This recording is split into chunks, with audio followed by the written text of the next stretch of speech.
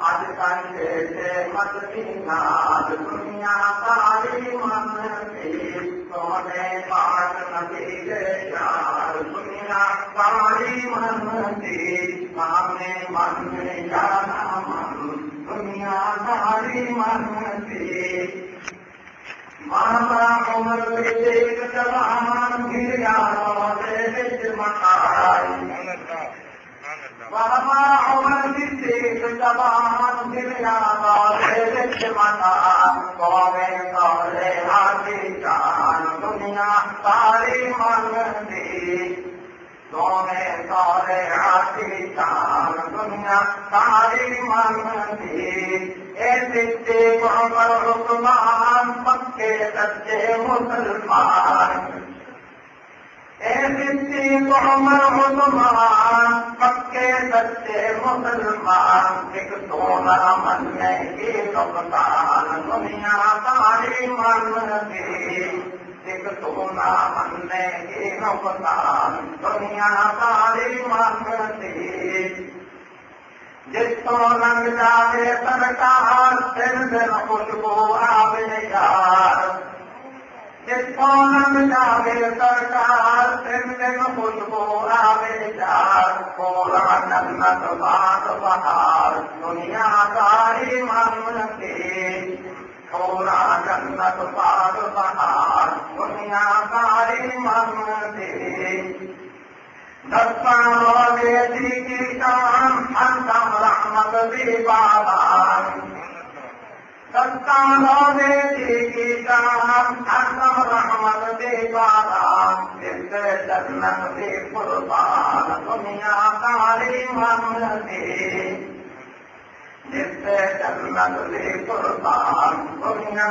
ساری من دی بابا عمر فاروق جوان جسمو نبتا بیک جوان بابا عمر فاروق جوان جسمو نبتا بیک جوان فتح کی ساجد دیوان دنیا ساری من دی فتح کی ساجد دیوان دنیا ساری من دی بہت نور عثمان سونیا بھر بھر سب سامان بہت نور عثمان سونیا بھر بھر سب سامان کرتا مدنی سے قربان دنیا ساری من دی کرتا مدنی سے قربان دنیا ساری من دی توبہ علی بہادر پیر چوتھا علی بہادر پیر لالی لالی پرچم تیر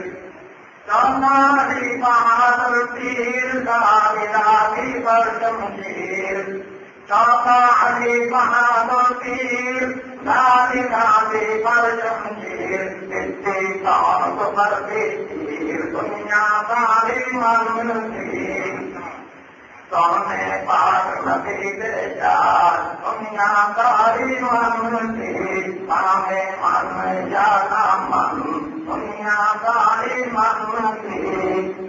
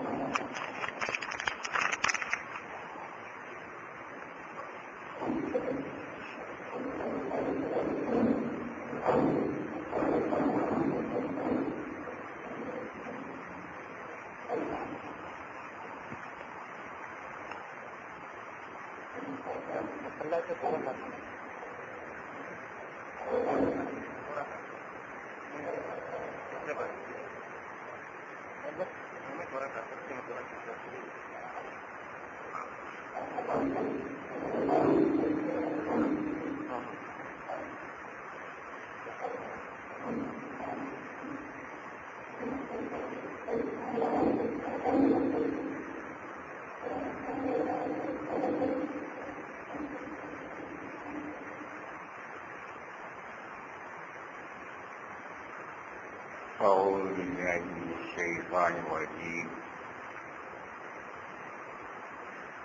بسم الله الرحمن الرحيم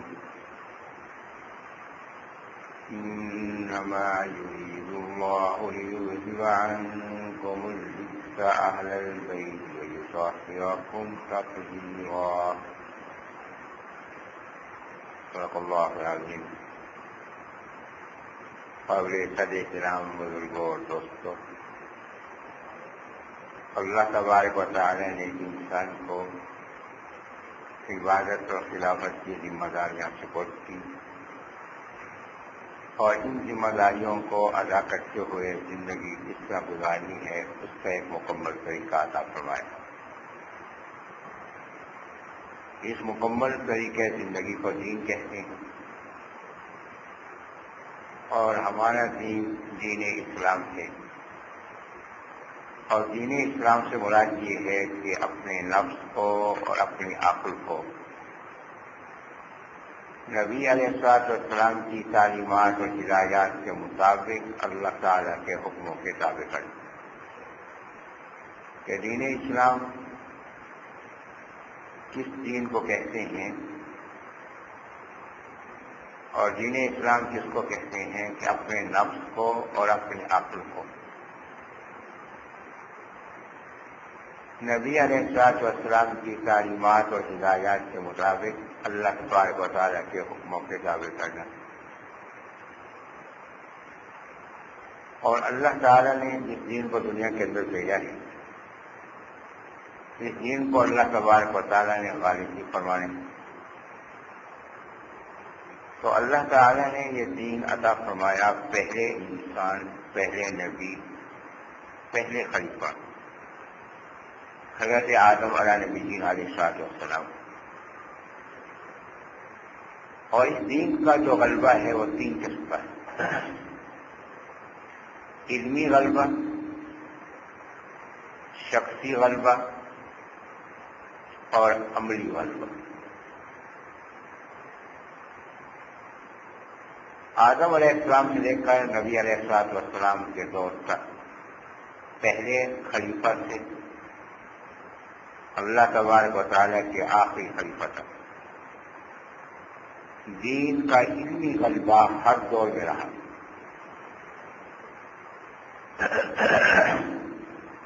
کہ ابراہیم علیہ نبی علیہ السلام اکیلے تھے، نمرود کے دربار میں کھڑے ہوئے ہیں اور اس سے مناظرہ ہو رہا ہے اور ابراہیم علیہ السلام غالب ہیں مناظرے. ابراہیم علیہ نبی علیہ السلام اکیلے ہیں، پوری قوم سے مناظرہ ہو رہا ہے.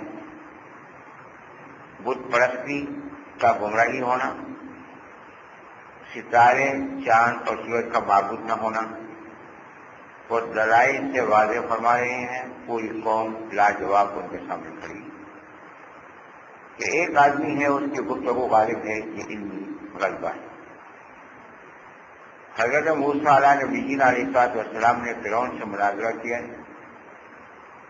اور فرعون کو انہوں نے لاجواب کیا اور آخر فرعون نے تنگ آ کر یہ کہا کہ میرے لیے ایک بلند عمارت بنی جائے تاکہ میں اس پہ چڑھ کے موسیٰ علیہ السلام کے رب کو دیکھتا رہوں. تو تنزن یہ کہا یہ لاجواب ہونے کی علامت ہے. تو علمی غلبہ حاصل تھا موسیٰ علیہ نبی علیہ السلام. تو آدم علیہ السلام سے لے کر نبی پاک صلی اللہ علیہ وسلم تک علمی غلبہ تو دین کو ہر دور میں حاصل رہا اور اکثر اوقات میں شخصی غلبہ بھی حاصل رہا ہے. کہ ابراہیم علیہ نبی علیہ السلام کو نمرود نے آگ میں پھینکا لیکن اس کے باوجود بھی ان کا غالب نہ آ سکا. تو شخصی غلبہ ابراہیم علیہ نبی علیہ السلام کا ہو. فرعون نے حضرت موسیٰ علیہ نبی علیہ السلام کی سر کی قیمت لگائی اور آپ کے یہاں بھی لگ گئی ہے 50-50 لاکھ روپے. تو یہ سر کی قیمت لگا دی. جب سر کی قیمت لگائی تو موسیٰ علیہ السلام مدینہ سے جب واپس تشریف لائے ہیں فرعون کے دربار میں اپنے بھائی ہارون علیہ السلام کے ساتھ کھڑے ہوئے ہیں. فرعون تمام تر ذرائع اور وسائل کے باوجود ان کے غالب نہیں آ سکتا. یہ شخصی غلبہ کہ فرعون نے حکم دیا کہ موسیٰ علیہ نبی علیہ السلام کی قوم کے افراد کو قتل کیا جائے، ان کے جو بچے پیدا ہوں ان کو قتل کیا جائے۔ ایک حکم تو موسیٰ علیہ السلام کی پیدائش سے پہلے دیا تھا، دوسرا حکم اس وقت دیا کہ سیانہ ہو کر۔ لیکن حضرت موسیٰ علیہ نبی علیہ السلام کو قتل کرنے کا حکم نہیں دے سکا، یہ شخصی غلبہ ہے۔ تو دنیا میں اللہ تبارک و تعالیٰ نے انبیاء کرام علیہ السلام کو شخصی غلبہ بھی عطا فرمایا، دین کا علمی غلبہ تو ہر دور میں رہا ہے۔ اور فرعون اپنے لشکر سمیت غرق ہو گیا، یہ موسیٰ علیہ السلام کا شخصی غلبہ ہے۔ اب آپ فرمائیں گے کہ شخصی غلبہ کیسے ہے؟ شخصی غلبہ اس لیے ہے کہ قوم جو بے اطمینانی کی حالت میں ان کے ساتھ چل رہی تھی، اطمینان کی کیفیت اسے موسیٰ علیہ السلام اور ان کے بھائی ہارون علیہ السلام کو تھی، یہ چند افراد کو تھی، تو اس لیے یہ محدود غلبہ ہے، شخصی غلبہ۔ اب ضرورت اس بات کی کہ اللہ تبارک و تعالیٰ نے جو دین نازل فرمائے ہیں اس کو عملی غلبہ بھی ہونا چاہیے۔ تو عملی غلبے کے لیے جن باتوں کی ضرورت ہے بنیادی طور پر وہ باتیں دو ہیں کہ دین کا عملی غلبہ کب ہوگا؟ دین کا عملی غلبہ تب ہوگا کہ جب ایک ایسی جماعت ہو جو دین میں کھڑی ہوئی ہو، کہ تمکین کی کیفیت ہو، کہ ایک ایسی جماعت ہو جو دین میں کھڑی ہوئی ہو، دین کی تعلیمات سے رنگی ہوئی ہو، اور دوسری بات یہ ہے کہ وہ اپنا غلبہ چاہنے کی بجائے اپنی ریت، اپنی قوم کی ریت، اپنی ملک کی ریت، اپنی حکومت کی ریت قائم کرنے کے بجائے دین کی ریت کو قائم کر لیتا ہے۔ تو یہ دو باتیں جب تک پیدا نہ ہوں اس وقت تک دین کا عملی غلبہ نہیں ہو سکتا۔ اور اللہ تبارک و تعالیٰ نے نبی علیہ السلام کے جانثاروں کی جماعت کو ان دونوں نعمتوں سے سرفراز فرمایا کہ تمکین کی صفت بھی ان کے اندر موجود تھی کہ انہوں نے اپنے آپ کو دین کے مطابق ڈھال لیا تھا، اور ان کی فکر بھی یہی تھی کہ یہی دین غالب آ جائے۔ تو یہ دو باتیں جب پیدا ہو گئیں تو اللہ تعالیٰ نے عملی غلبے کی راہ کھول دی، اور ان کے ذریعے سے اللہ نے عملی جو غلبہ ہے وہ ظاہر فرما دیا۔ ایک بات یہ کہ یہ میں نے گزارش کی کہ وہ جماعت ہونی چاہیے جو دین میں ڈھلی ہوئی، تو اللہ تبارک و تعالیٰ نے نبی علیہ السلام کو ان کا معلم و مربی اور مزکی بنایا، اور تعلیم و تربیت سے جب یہ جماعت تیار ہو گئی اللہ تعالیٰ نے قرآن مجید میں اس جماعت کی کامیابی کی سند عطا فرما دی، تو لہذا پہلی شرط تو پوری ہو گئی۔ اب دوسری شرط بھی یہ فکر کے اس دین کو غالب کرنا ہے۔ اب یہ دیکھیے کہ فکر جو ہے وہ ساتھ ساتھ چل رہی ہے۔ نبی پاک صلی اللہ علیہ وسلم جب ہجرت فرما کے تشریف لے جا رہے ہیں تو غالب طور میں حضرت صدیق اکبر رضی اللہ عنہ حضرت کے ساتھ ہیں۔ جب کفار قریب پہنچتے ہیں تو صدیق اکبر رضی اللہ عنہ روتے ہیں اور یہ عرض کرتے ہیں کہ حضرت اگر میں پکڑا گیا تو ایک فرد کی موت ہے، اور اگر آپ گرفت میں آ گئے تو یہ پھر پوری امت کی ہلاکت ہے۔ تو صدیق اکبر رضی اللہ عنہ کی سوچ کیا ہے کہ میرا تحفظ ہو جائے؟ نہیں، کہ دین غالب آ جائے۔ اگر نبی علیہ السلام کو خدا نخواستہ کچھ ہو گیا تو دین کا غالب آنا اور امت کی ہدایت کا راستہ یہ بند ہو جائے گا۔ تو یہ فکر پیدا ہو رہی ہے اپنے غلبے کی نہیں، دین کے غلبے کی فکر جو ہے وہ پیدا ہوتی ہے۔ جب حضرت ابوبکر رضی اللہ عنہ نے دین کی سرکار سے فکر کی تو نبی علیہ السلام نے اللہ تبارک و تعالیٰ کی طرف سے جاری کردہ کلمات میں ان کو یہ جواب دیا کہ لا تحزن ان اللہ معنا، کہ تو غمگین نہ ہو، یقیناً اللہ تعالیٰ ہمارے ساتھ ہے۔ تو یہاں معیت ان اللہ معنا کہ اللہ جیسے میرے ساتھ ہے ویسے تیرے ساتھ ہے، کیونکہ اللہ نے مجھے اس دین کے ساتھ بھیجا ہے جو دین غالب آنا ہے۔ تو اس دین کے غلبے میں جو مدد اللہ میری فرمائیں گے وہی مدد اللہ تیری فرمائیں گے۔ تو جب یہ بات فرما دی کہ اللہ تعالیٰ وہی مدد تیری فرمائیں گے جو مدد میری فرمائیں گے، تو اس سے ایک بات معلوم ہوئی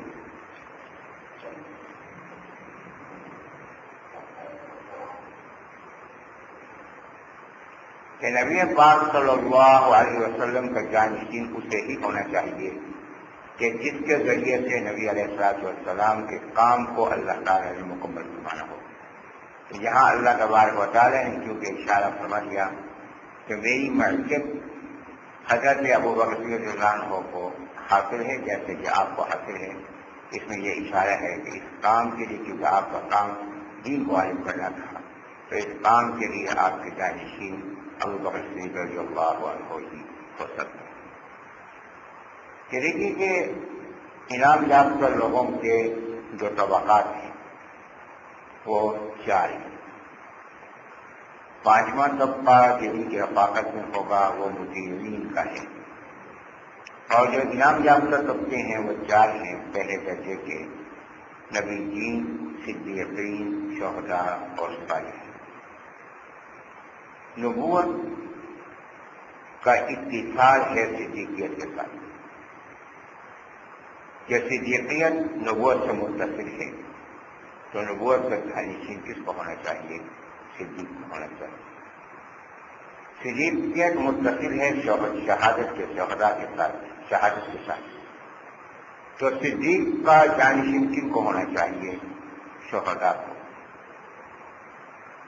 تو نبی علیہ السلام کے جانشین صدیق، اور صدیق کے تینوں جانشین کے بعد دیگر شہید، تو ایک تسلسل قائم ہے، وہی صدیقین، نبیین، صدیقین، شہداء کا، اور اس کے بعد جو مقام ہے وہ صالحین کا ہے۔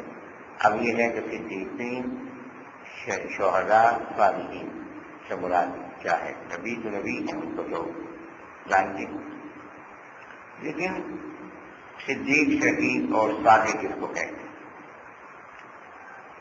کہ حق قبول کرنے کے اعتبار سے انسان کی 3 قسمیں ہیں۔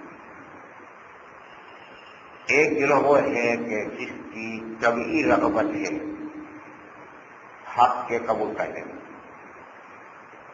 ایک گروہ وہ ہے جس کی عقلی رغبت ہے حق کے قبول کرنے میں، اور ایک گروہ وہ ہے کہ جس کی فطرتی رغبت ہے حق کے قبول کرنے میں۔ فطرتی رغبت ہے تو یہ صالحیت ہے، کہ اس کی فطرت ہے جو حق کو قبول کرتی ہے اور اس کے راستے کی رکاوٹوں کو وہ دور کرتا ہے، تو یہ صالحیت ہے۔ اگر فطری رغبت کے ساتھ ساتھ عقلی رغبت بھی ہو، اور عقلی رغبت بھی اس کے ساتھ ہو، تو یہ شہادت ہے۔ یہ عقلی رغبت کہ یہ معجزے کو، دلیل کو دیکھ کر مانتا ہے، لیکن جب معجزے کو اور دلیل کو دیکھ کر مانتے ہیں تو پھر حقانیت کی خود دلیل بن جاتا ہے، تو اس کو شہید ہے۔ کہ حضرت عمر رضی اللہ عنہ قرآن مجید کی آیات سن کر ایمان لائے، لیکن جب معجزہ سامنے آیا، معجزہ اسی کو کہتے ہیں کہ جو عقلی دلیل ہوتی ہے اللہ کے نبی نبوت کی، تو جب واضح ہو گئی بات کہ اللہ کے نبی ہیں، پھر نبوت کی، حقانیت کی دلیل بن کر لوگوں کے سامنے آ گئے۔ اور جہاں عقلی رغبت سے ہٹ کر طبعی رغبت ہو، تو طبعی رغبت جہاں ہوتی ہے وہاں عقلی دلیل کی ضرورت نہیں ہوا کرتی، تو صدیق وہ ہے جو بغیر دلیل کے مانتا ہے اور پھر حق کی دلیل بن جاتا ہے، اس کو صدیق کہتے ہیں۔ تو حضرت ابوبکر صدیق رضی اللہ عنہ نے بغیر دلیل کے مانا، جب بغیر دلیل کے مانا تو ان کا ماننا طبعی رغبت کی وجہ سے تھا، تو یہ صدیقیت ہے۔ تو پہلا خلیفہ صدیق ہی کو ہونا چاہیے تھا، اور صدیق کے بعد پھر شہداء ہیں، شہادت ہے، تو اس کے بعد جو خلفاء ہیں وہ شہید ہونے چاہیے تھے۔ دوسرا خلیفہ بھی شہید، تیسرا بھی خلیفہ شہید، چوتھا خلیفہ بھی شہید۔ اب اس کے بعد ہے وہ صالحیت ہے۔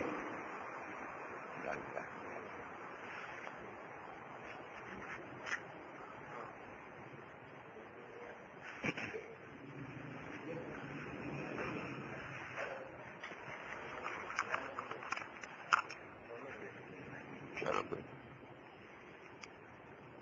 سننے والوں کو تھوڑی تکلیف ہوگی، نہیں تو بات تو چلتی رہے گی.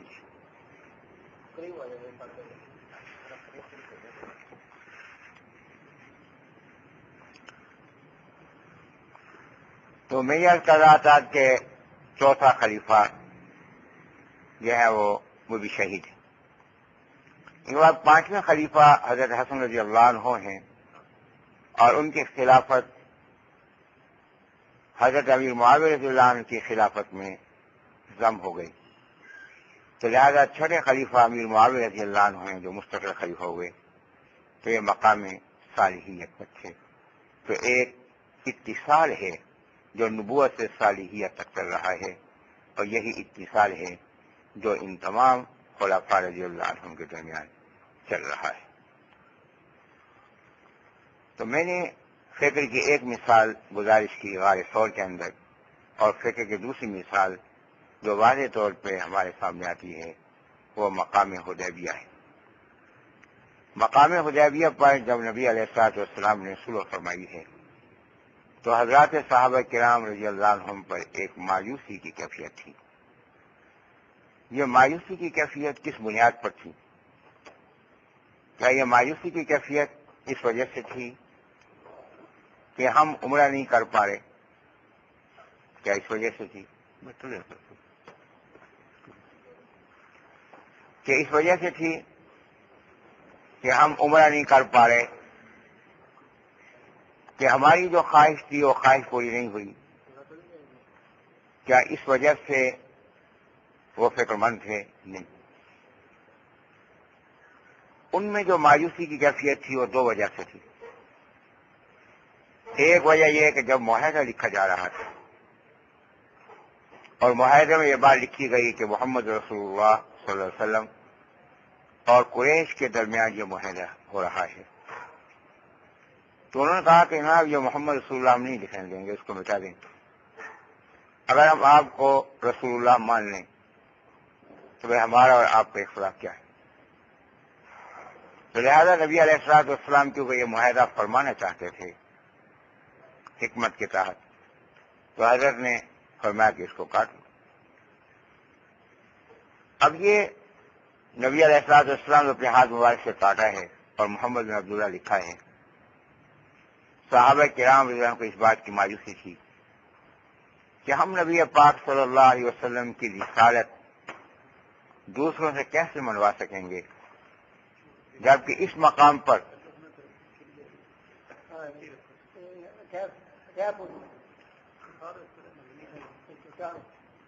آپ ٹیبل پر رکھ دیں سب سے بہتر ہے. نہ رکھو، یہ آتے ہیں پتنگے ڈالتے.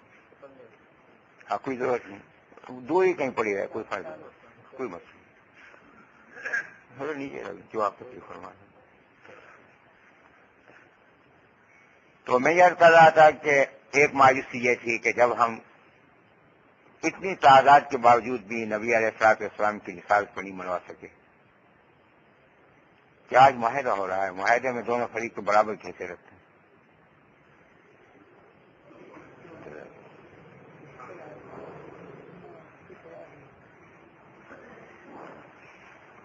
تو دونوں فریق جب برابر کھینچے رکھتے ہیں تو اس میں ہم اپنی حیثیت نہیں منوا سکے، تو پھر دوسروں سے ہم نبی علیہ الصلوۃ والسلام کی رسالت کا اقرار کیسے کریں؟ جب نبی علیہ الصلوۃ والسلام کی رسالت کا اقرار نہیں کریں گے تو اس دین کی اشاعت کیسے ہوگی؟ تو یہ مایوسی کی کیفیت تھی دین کے اعتبار سے. دوسری کیفیت مایوسی کی یہ تھی کہ صحابہ کرام رضی اللہ عنہم جہاد فرمانا چاہتے تھے. نبی علیہ الصلوۃ والسلام نے روک دیا. تو دل میں مایوسی کی کیفیت ہو گئی کہ کیا ہمارے اندر بھی ایسی کمی واقع ہو گئی ہے کہ اللہ نے ہمیں قربانی کے لیے قبول نہیں فرمایا؟ تو یہ احساس پیدا ہوا ہے اپنے اندر، اس لیے کہ جب اللہ قربانی کے لیے قبول فرماتے ہیں تو سابق جو عمل ہوتے ہیں، سابق اعمال، ان کی قبولیت کی دلیل ہوتی ہے. ابھی امریکہ نے 2001 میں اکتوبر میں حملہ نہیں کیا تھا، کہ امیر المومنین نے حملے سے کچھ دن پہلے اپنے کمانڈروں کا ایک اجلاس بلایا اور اجلاس میں انہوں نے جو خطاب فرمایا بڑا مختصر خطاب تھا. اس میں ایک جملہ یہ بھی تھا کہ میں آپ کو مبارکباد دیتا ہوں کہ اللہ تبارک و تعالیٰ نے روس کے خلاف تمہاری قربانی کو قبول فرما لیا. اب حیرت کی بات ہے کہ کیا امیر المومنین پہ وحی نازل ہوئی تھی؟ کیسے انہوں نے کہہ دیا کہ اللہ نے قربانی تمہاری قبول فرما لی؟ آگے خود ہی اس کی دلیل بیان کی کہ اگر اللہ روس کے خلاف ہماری قربانی کو قبول نہ فرماتے تو آج امریکہ سے ہمیں لڑنے کا موقع فراہم نہ کرتے. لہٰذا دوسری قربانی کے لیے جو اللہ نے موقع فراہم کیا جس معنی ہے کہ اللہ نے ہماری پہلی قربانی کو قبول کیا. تو حضرات صحابہ کرام رضی اللہ عنہ کے مقام پر یہ فکر تھی کہ ہمیں نبی علیہ الصلوۃ والسلام نے جہاد کا حکم نہیں فرمایا، اور اس سے پہلے ہر حال میں ہم 5 ہجری میں جب کہ وسائل نہیں تھے خندق کھود کے ہم جہاد کر رہے تھے. غزوہ احد میں ہماری تعداد 700 تھی، دشمن کی تعداد 3000 تھی، ہم جہاد کر رہے تھے. غزوہ بدر میں جب ہماری تعداد 313 تھی، کل 8 تلواریں تھیں، مقابلے میں 1000 افراد تھے جو مسلح تھے پوری طرح، ان کے خلاف ہم کھڑے ہوئے تھے. آخر آج کیا وجہ ہے کہ ہمیں لڑنے کا حکم نہیں دیا جا رہا؟ اس کے معنی ہے کہ شاید اللہ تبارک و تعالی ہمارے اخلاص کی کمزوری کو پیدا ہو گئی ہے، اس وجہ سے اللہ نے حکم نہیں دیا، یا کوئی اور کوتاہی پیدا ہو گئی ہے. اس بات پہ فکر مند سے اور مایوسی کی حالت. تو اللہ تبارک و تعالی نے اس مایوسی کی کیفیت کو بدلا. جب واپس آئے ہیں تو اللہ تعالی نے سورۃ الفتح راستے میں نازل فرما دی، اور اس کو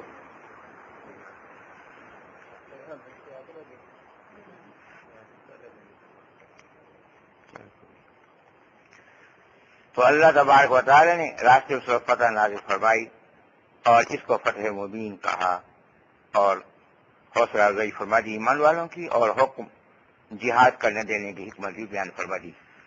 اور حکمت یہ بیان فرما دی کہ بہت سے لوگ مکہ مکرمہ میں وہ تھے جو کمزور ایمان لائے ہوئے تھے، لیکن تمہیں ان کا ایمان والا ہونا معلوم نہیں تھا. جب مقابلہ ہوتا تو ایسے لوگ اگر اس لڑائی میں مارے جاتے اور تمہیں بعد میں معلوم ہوتا کہ یہ تو ہمارے مسلمان بھائی تھے جو ہمارے ہاتھ سے مارے گئے، تمہارے دلوں پر کیا گزرتی؟ مجھے یہ بات گوارا نہیں ہوئی کہ میرے نبی علیہ الصلوۃ والسلام کے صحابہ کرام ایمان والے ہوں اور ان کا دل دکھے، تو تمہارے دل کو دکھنے سے بچانے کے لیے ہم نے تمہیں جہاد کو حکم دیا.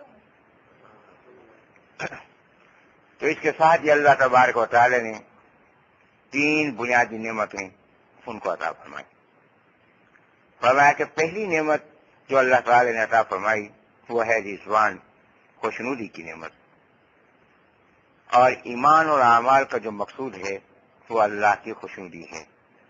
اور یہاں یہ بات فرما دی کہ اللہ کی جو رضوان ہے، اللہ کی خوشنودی ہے، یہ عمل پر نہیں دی گئی، یہ ان کی ذات کے ساتھ وابستہ ہے. لقد رضی اللہ عن المؤمنین، کہ بیعت کی وجہ سے راضی نہیں بلکہ اللہ تعالیٰ خود ان کی ذات سے راضی ہیں کہ یہ مجموعہ اعمال ہیں، ان کا ہر عمل ایسا ہے جو اللہ کو راضی کر دینے والا ہے.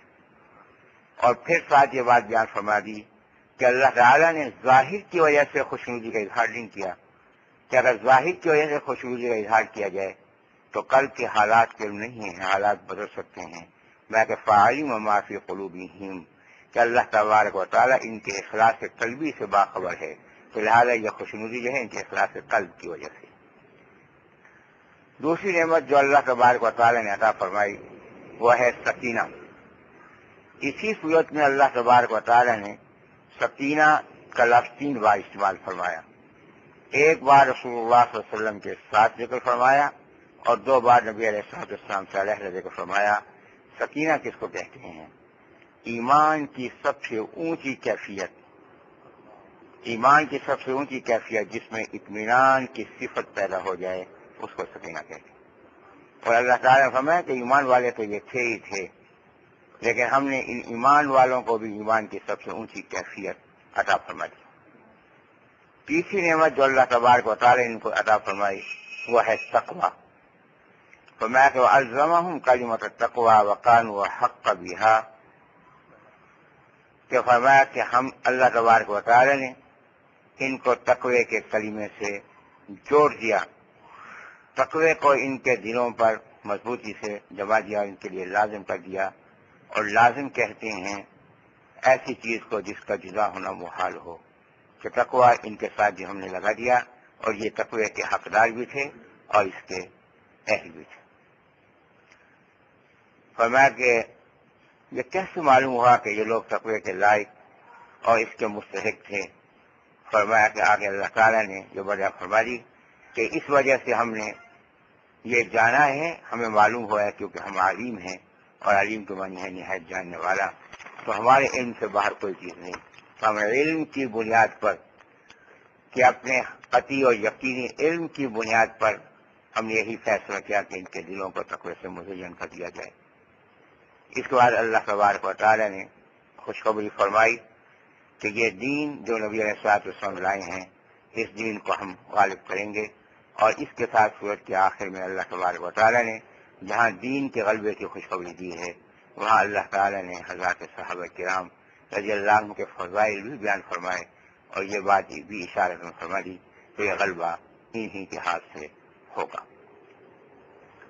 یہاں اللہ تبارک و تعالی نے جو صفات بیان فرمائی ہیں، ان میں سب سے پہلی بات جو قابل غور ہے یہ ہے کہ فرمایا کہ محمد رسول اللہ، محمد صلی اللہ علیہ وسلم اللہ کے رسول ہیں. آگے پھر پوری تعریف جو فرمائی ہے وہ صحابہ کرام رضی اللہ عنہم کی تعریف ہے. اب یہاں ایک سوال پیدا ہو رہا ہے کہ نبی علیہ الصلوۃ والسلام کی تعریف کے اندر صرف ایک جملہ فرمایا اور صحابہ کرام رضی اللہ عنہم کی فضیلت تفصیل سے بیان فرمائی ہے. اس میں کیا حکمتیں ہو سکتی ہیں؟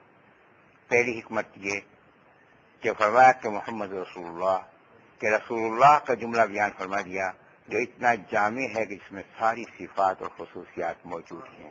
اس لیے ایک جملے سے ساری فضیلتیں معلوم ہو گئیں، اس لیے یہاں تفصیل کی ضرورت محسوس نہیں کی گئی. دوسری بات یہ ہے کہ نبی علیہ الصلوۃ والسلام کے تربیت یافتہ افراد کی صفات بیان کی گئی ہیں. شاگرد کی صفات کی نسبت بھی استاد سے ہوا کرتی ہے. جب شاگرد اس قدر باکمال ہے تو استاد کتنا باکمال ہوگا. تو اس لیے صحابہ کرام نے ان کے فضائل اور ان کی صفتیں بیان فرمائیں کہ جب ان کی صفتیں یہ ہیں تو نبی علیہ الصلوۃ والسلام کی صفت کتنی ہوگی.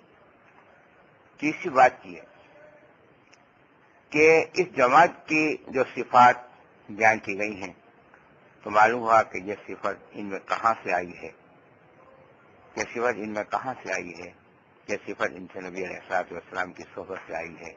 اور جب استاد اتنا باکمال ہو تو شاگردوں کے باکمال ہونے میں کیا شک اور کیا شبہ ہو سکتا ہے.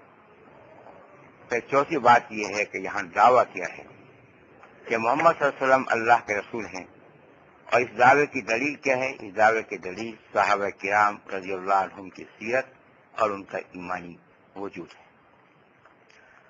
قرآن مجید میں اللہ تبارک و تعالی نے نبی علیہ الصلوۃ والسلام کی نبوت کے 4 قسم کے دلائل بیان فرمائے. ایک دلیل نبی علیہ الصلوۃ والسلام کی نبوت کے بارے میں پہلے انبیاء علیہ السلام کی خبر ہے کہ پہلے انبیاء کرام علیہ السلام نے نبی علیہ السلام کی نبوت کی خبر دی. ایک دلیل یہ ہے.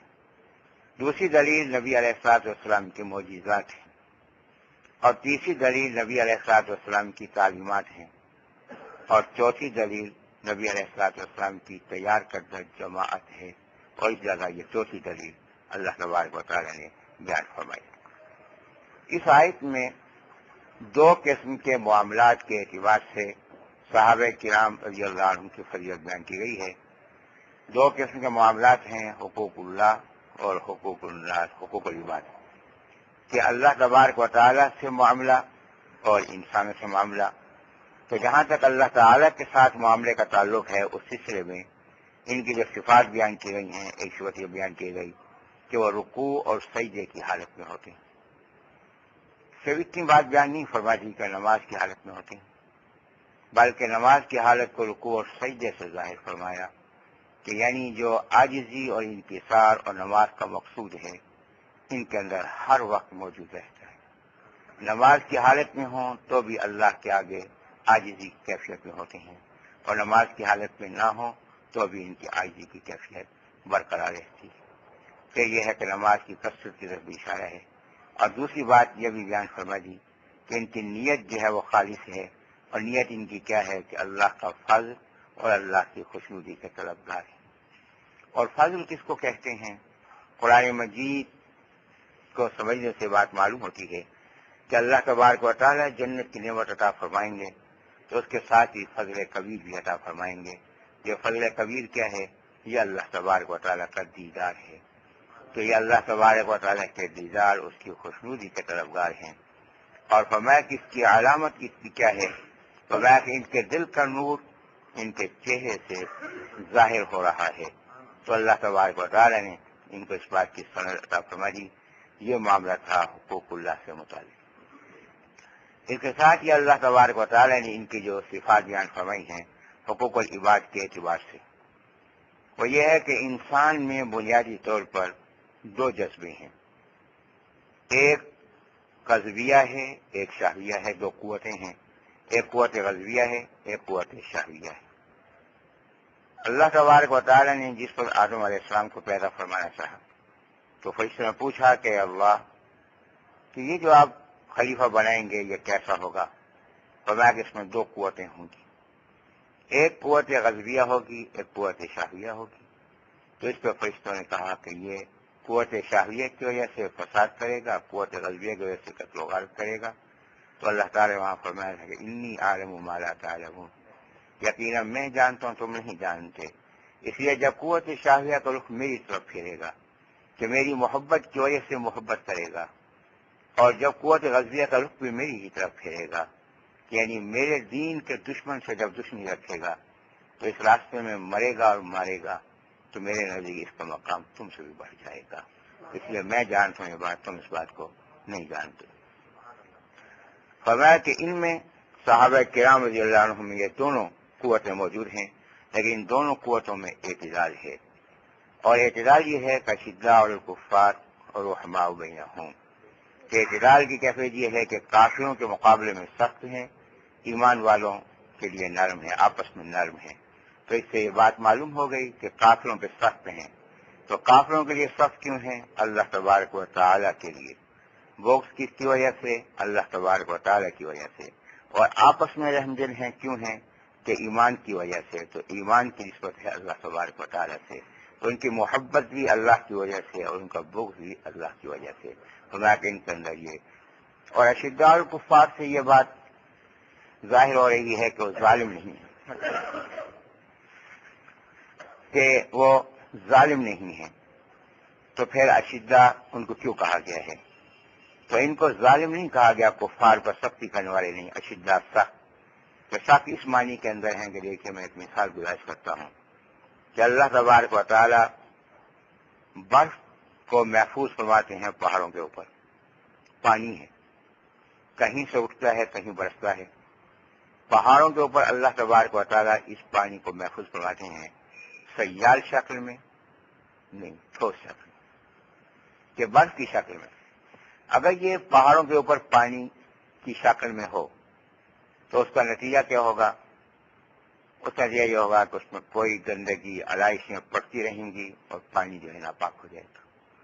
یہ اللہ کا نظام قدرت ہے کہ پانی جو ہے وہ ٹھوس شکل میں ہے، اس کے اندر کوئی چیز داخل نہیں ہو سکتی۔ اور جن لوگوں نے ان پہاڑوں کا نظارہ کیا ہے وہ جانتے ہیں کہ جس وقت یہ برف پگھلتی ہے سورج کی روشنی اوپر سے پڑتی ہے، حرارت اوپر سے پڑتی ہے، لیکن پانی اوپر سے نہیں، برف اوپر سے نہیں پگھلتی، برف نیچے سے پگھلتی ہے۔ تو یہ اللہ تبارک و تعالیٰ کا نظام قدرت، اللہ نے اس کو صاف رکھا ہے۔ تو ٹھوس ہونا یہ دلیل ہے اس بات کی کہ وہ دوسروں کے اثرات کو قبول نہیں کرتی۔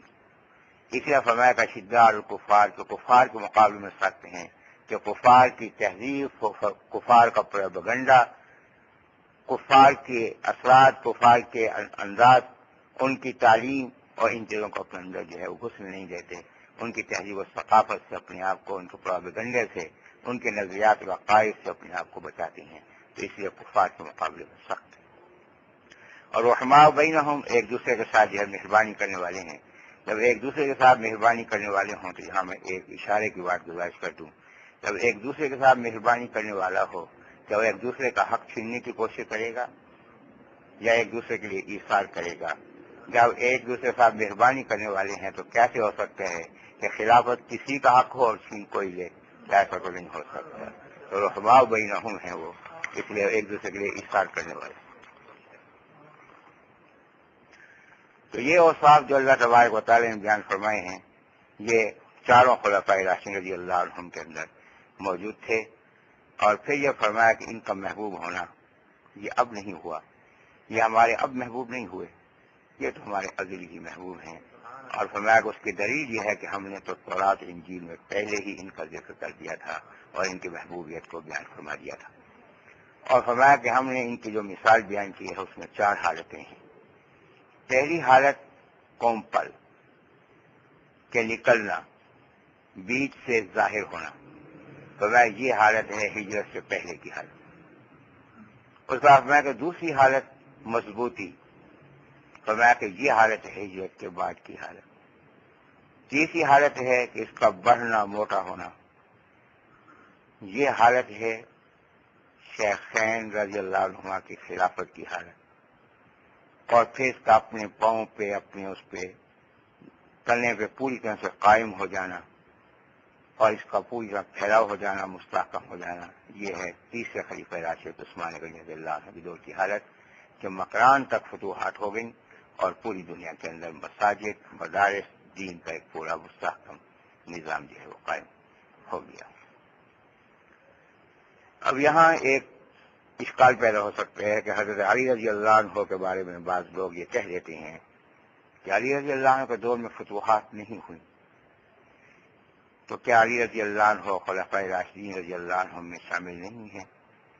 تو یہاں ایک بنیادی بات ذہن نشین فرمانے کہ ایمان کا تقاضا ہے، ہم تو کسی کی بھی بے ادبی اور گستاخی نہیں کر سکتے، کہ الزامی جواب میں بھی ہم گستاخی نہیں کر سکتے، اس لیے وہ تو ہمارے ہیں. اگر ہم ان کی بے ادبی اور گستاخی کریں گے کسی اور کے لیے تو ظاہر ہے کہ یہ اس کے تو نہیں ہے، ان کے تو نہیں ہیں، تو ہمارے ہیں. جب ہمارے ہیں تو ہم بے ادبی گستاخی کیسے کریں؟ اس لیے حقائق کا اعتراف کرنا چاہیے کہ ابو بکر صدیق رضی اللہ عنہ کے دور میں فتنوں کی سرکوبی ہوئی، بنیاد بنی، اساس بنی، اس کا نتیجہ ظاہر ہوا ہے حضرت عمر رضی اللہ عنہ کے دور خلافت.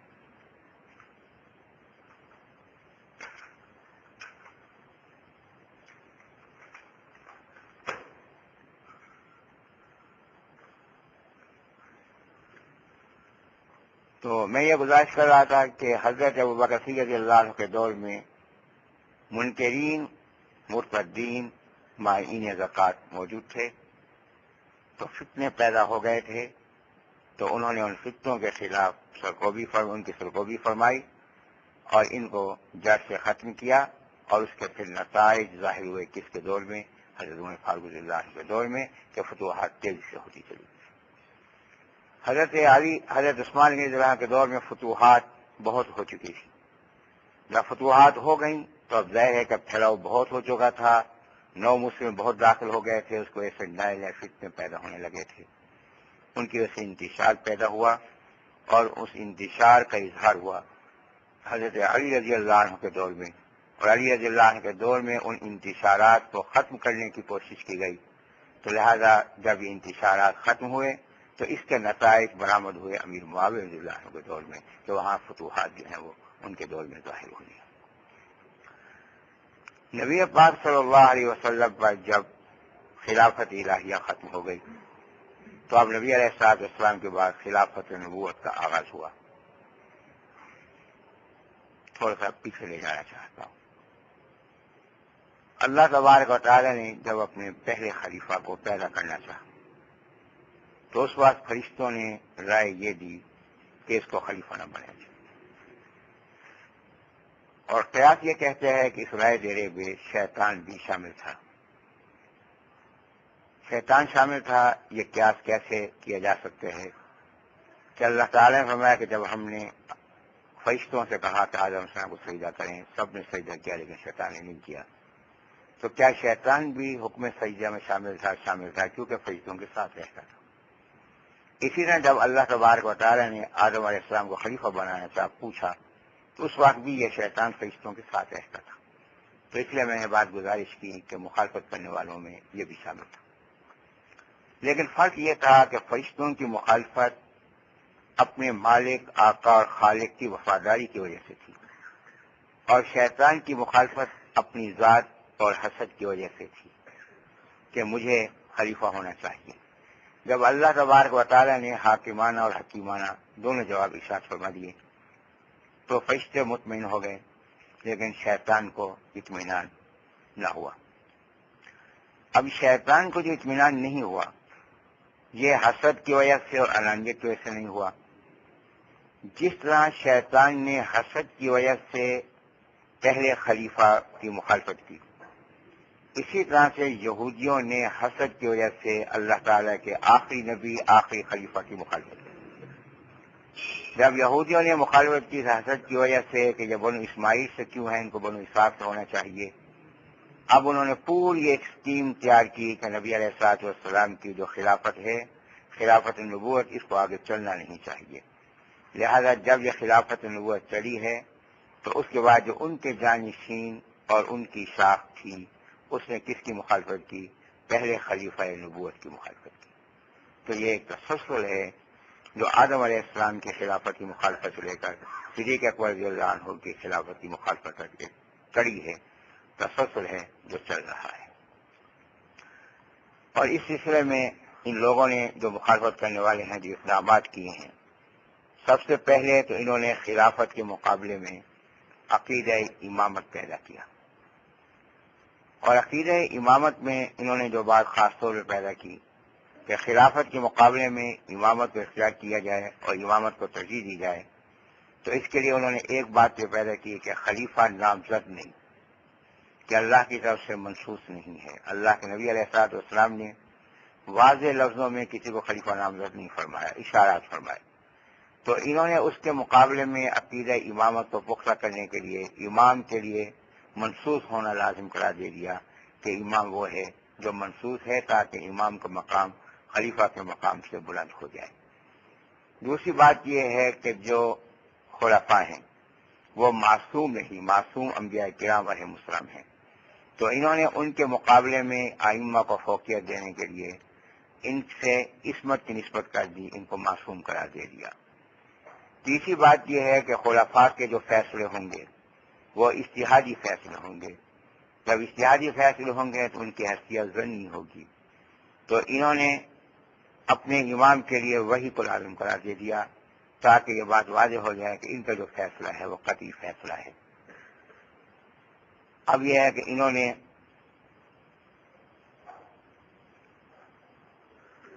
ایک بات جو ہے یہاں اور فرما لیں، کیونکہ اس وقت یہ امامت موضوع میں نہیں ہے، وہ انشاءاللہ اس کے بعد کے درس میں بات آئے گی۔ صرف ایک بات ذہن میں رکھ لیں کہ اگر امامت نبوت سے متصل ہے کہ امام پہلا کون ہے، بقول ان کے حضرت علی رضی اللہ عنہ ہے۔ اگر پہلا امام امامت جو ہے نبوت سے متصل ہے کہ نبی علیہ السلام جیسے دنیا سے تشریف لے گئے، امامت کا سلسلہ شروع ہو گیا، تو پھر یہ بات ہے کہ اس خلافت کی بیعت کرنے والے کون تھے؟ علی رضی اللہ عنہ بھی شامل تھے، تو امامت کی تائید خلافت کو حاصل ہو گئی۔ جب امامت کی تائید خلافت کو حاصل ہو گئی تو خلافت اجتہادی تھی، یہ انتخاب اجتہادی انتخاب تھا، اور یہ اجماع کی وجہ سے قطعی ہوا تھا۔ اور ان کے نظریے کے مطابق تو امام جو ہے اس پہ وحی آتی ہے، تو امام کا کام وحی کے مطابق ہوتا ہے۔ جب وحی کے مطابق ہوتا ہے تو اس امام نے جب وحی کی بیعت کی تو معلوم ہوا کہ یہ بیعت وحی کے مطابق تھی، تو اس کو وحی کی حیثیت سے بھی قطعیت حاصل ہو گئی۔ تو لہٰذا یہ خلافت جو ہے وحی کے اعتبار سے بھی ان کے عقیدے کے لحاظ سے قطعیت آ گئی۔ لہذا کوئی اور مخالف ہو تو ہو خلافت کا، ان کو تو اگر اپنی عقیدے کے لحاظ سے مخلص عقیدے میں تقسیم نہیں کرتے تو یقیناً ان کو اس بات پہ تو الٹا مدعی ہونا چاہیے تھا خلیفہ اول کی خلافت کے حق ہونے کا کہ ہمارے امام اول نے ان کے ہاتھ پہ بیعت کی۔ عقیدہ امامت کے بعد جو دوسرا قدم انہوں نے اٹھایا کہ اس خلافت کو مشکوک کیا جائے، تو انہوں نے خلافت بلا فصل کا نعرہ لگایا۔ اب خلافت بلا فصل کا جو نعرہ لگایا، یہ در حقیقت حضرت علی رضی اللہ عنہ کی خلافت کے اتصال کا انکار ہے۔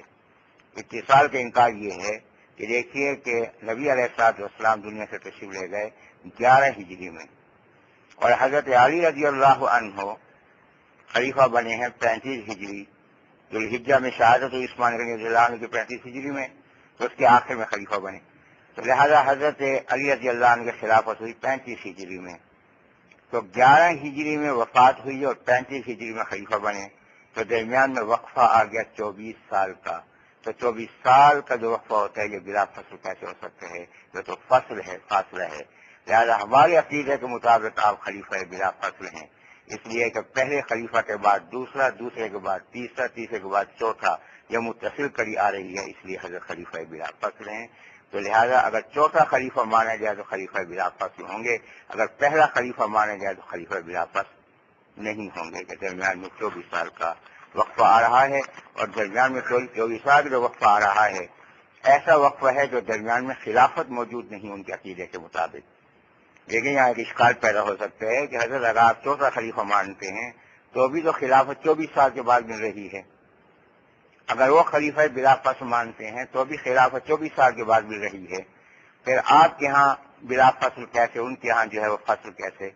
تو دیکھیے کہ وہ کہتے ہیں کہ پہلے 3 خلفاء کی خلافت نہیں، تو یہ دور خلا ہے، جب خلا ہے تو اتصال نہیں ہے، اور ہم کہتے ہیں کہ خلا نہیں ہے بلکہ خلافت برحق ہے جو چل رہی ہے، جب برحق چل رہی ہے تو اتصال چل رہا ہے، تو اس لیے خلیفہ بلا فصل تو بھی ہوں گے جب ان کو چوتھا خلیفہ مانا جائے، اگر چوتھا خلیفہ نہیں مانا جائے گا، پہلا خلیفہ مانا جائے گا تو وہ خلیفہ بلا فصل نہیں رہیں گے۔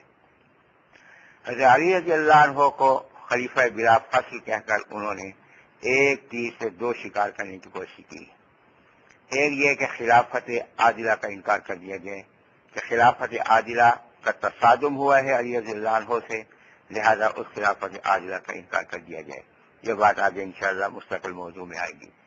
اور دوسرا یہ کہ خلافت راشدہ کا انکار کر دیا جائے علی رضی اللہ عنہ کی حمایت سے، خلافت عادلہ کا انکار کیا جائے ان کی مخالفت سے، انہوں نے مخالفت کی اس لیے خلافت عادلہ نہیں، اور خلافت راشدہ کی مخالفت کی جائے ان کی حمایت سے کہ انہوں نے جو ابوبکر صدیق رضی اللہ عنہ اور عمر رضی اللہ عنہ اور عثمان رضی اللہ عنہ کے ہاتھ پہ بیعت کی ہے، یہ تقیہ کی وجہ سے کی ہے، حقیقت سے نہیں کی، تو اس لیے یہ خلافت راشدہ حقیقی نہیں تھی، تو اس خلافت راشدہ کا بھی انکار کیا جائے اور خلافت عادلہ کا بھی انکار کیا جائے، اور اگر خلافت راشدہ کا انکار کیا جائے پہلے 3 کا تو علی رضی اللہ عنہ کی اپنی خلافت بھی باقی نہیں رہتی، صرف خلافت ہی باقی نہیں رہتی بلکہ اور بھی بہت سے معاملات ہیں جو مشکوک ہو جاتے ہیں۔ مثال کے طور پہ دیکھیے کہ جو پہلے خلیفہ ہیں خلیفہ راشد ابوبکر صدیق رضی اللہ عنہ، تو حضرت علی رضی اللہ عنہ ان کے مشیر بھی ہیں اور ان کے معاون بھی ہیں، اور پھر دوسرے جو خلیفہ ہیں امیر المومنین حضرت عمر رضی اللہ عنہ 2 بار ان کے قائم مقام امیر بنے، اور پھر حضرت عمر رضی اللہ عنہ نے ان کو نامزد کیا ہے، اور اسی دوران میں اسی دور کے اندر انہوں نے مال غنیمت میں ایک لونڈی لی ہے، صحبہ نام کی لونڈی ہے جس سے ان کے 2 بچے پیدا ہوئے ہیں، ایک لڑکا اور ایک لڑکی، تو لہذا اگر خلیفہ برحق نہیں تھا تو اس کا جہاد نہیں ہوگا، جب جہاد نہیں ہوگا تو مال غنیمت نہیں ہوگا، جب مال غنیمت نہیں ہوگا تو لونڈی کیسے ہوگی اور اس سے بچے کیسے پیدا کیے جا سکتے ہیں؟ تو علی رضی اللہ عنہ کی کیفیت کس قدر جو ہے وہ بے ادبی کی کیفیت بنے گی۔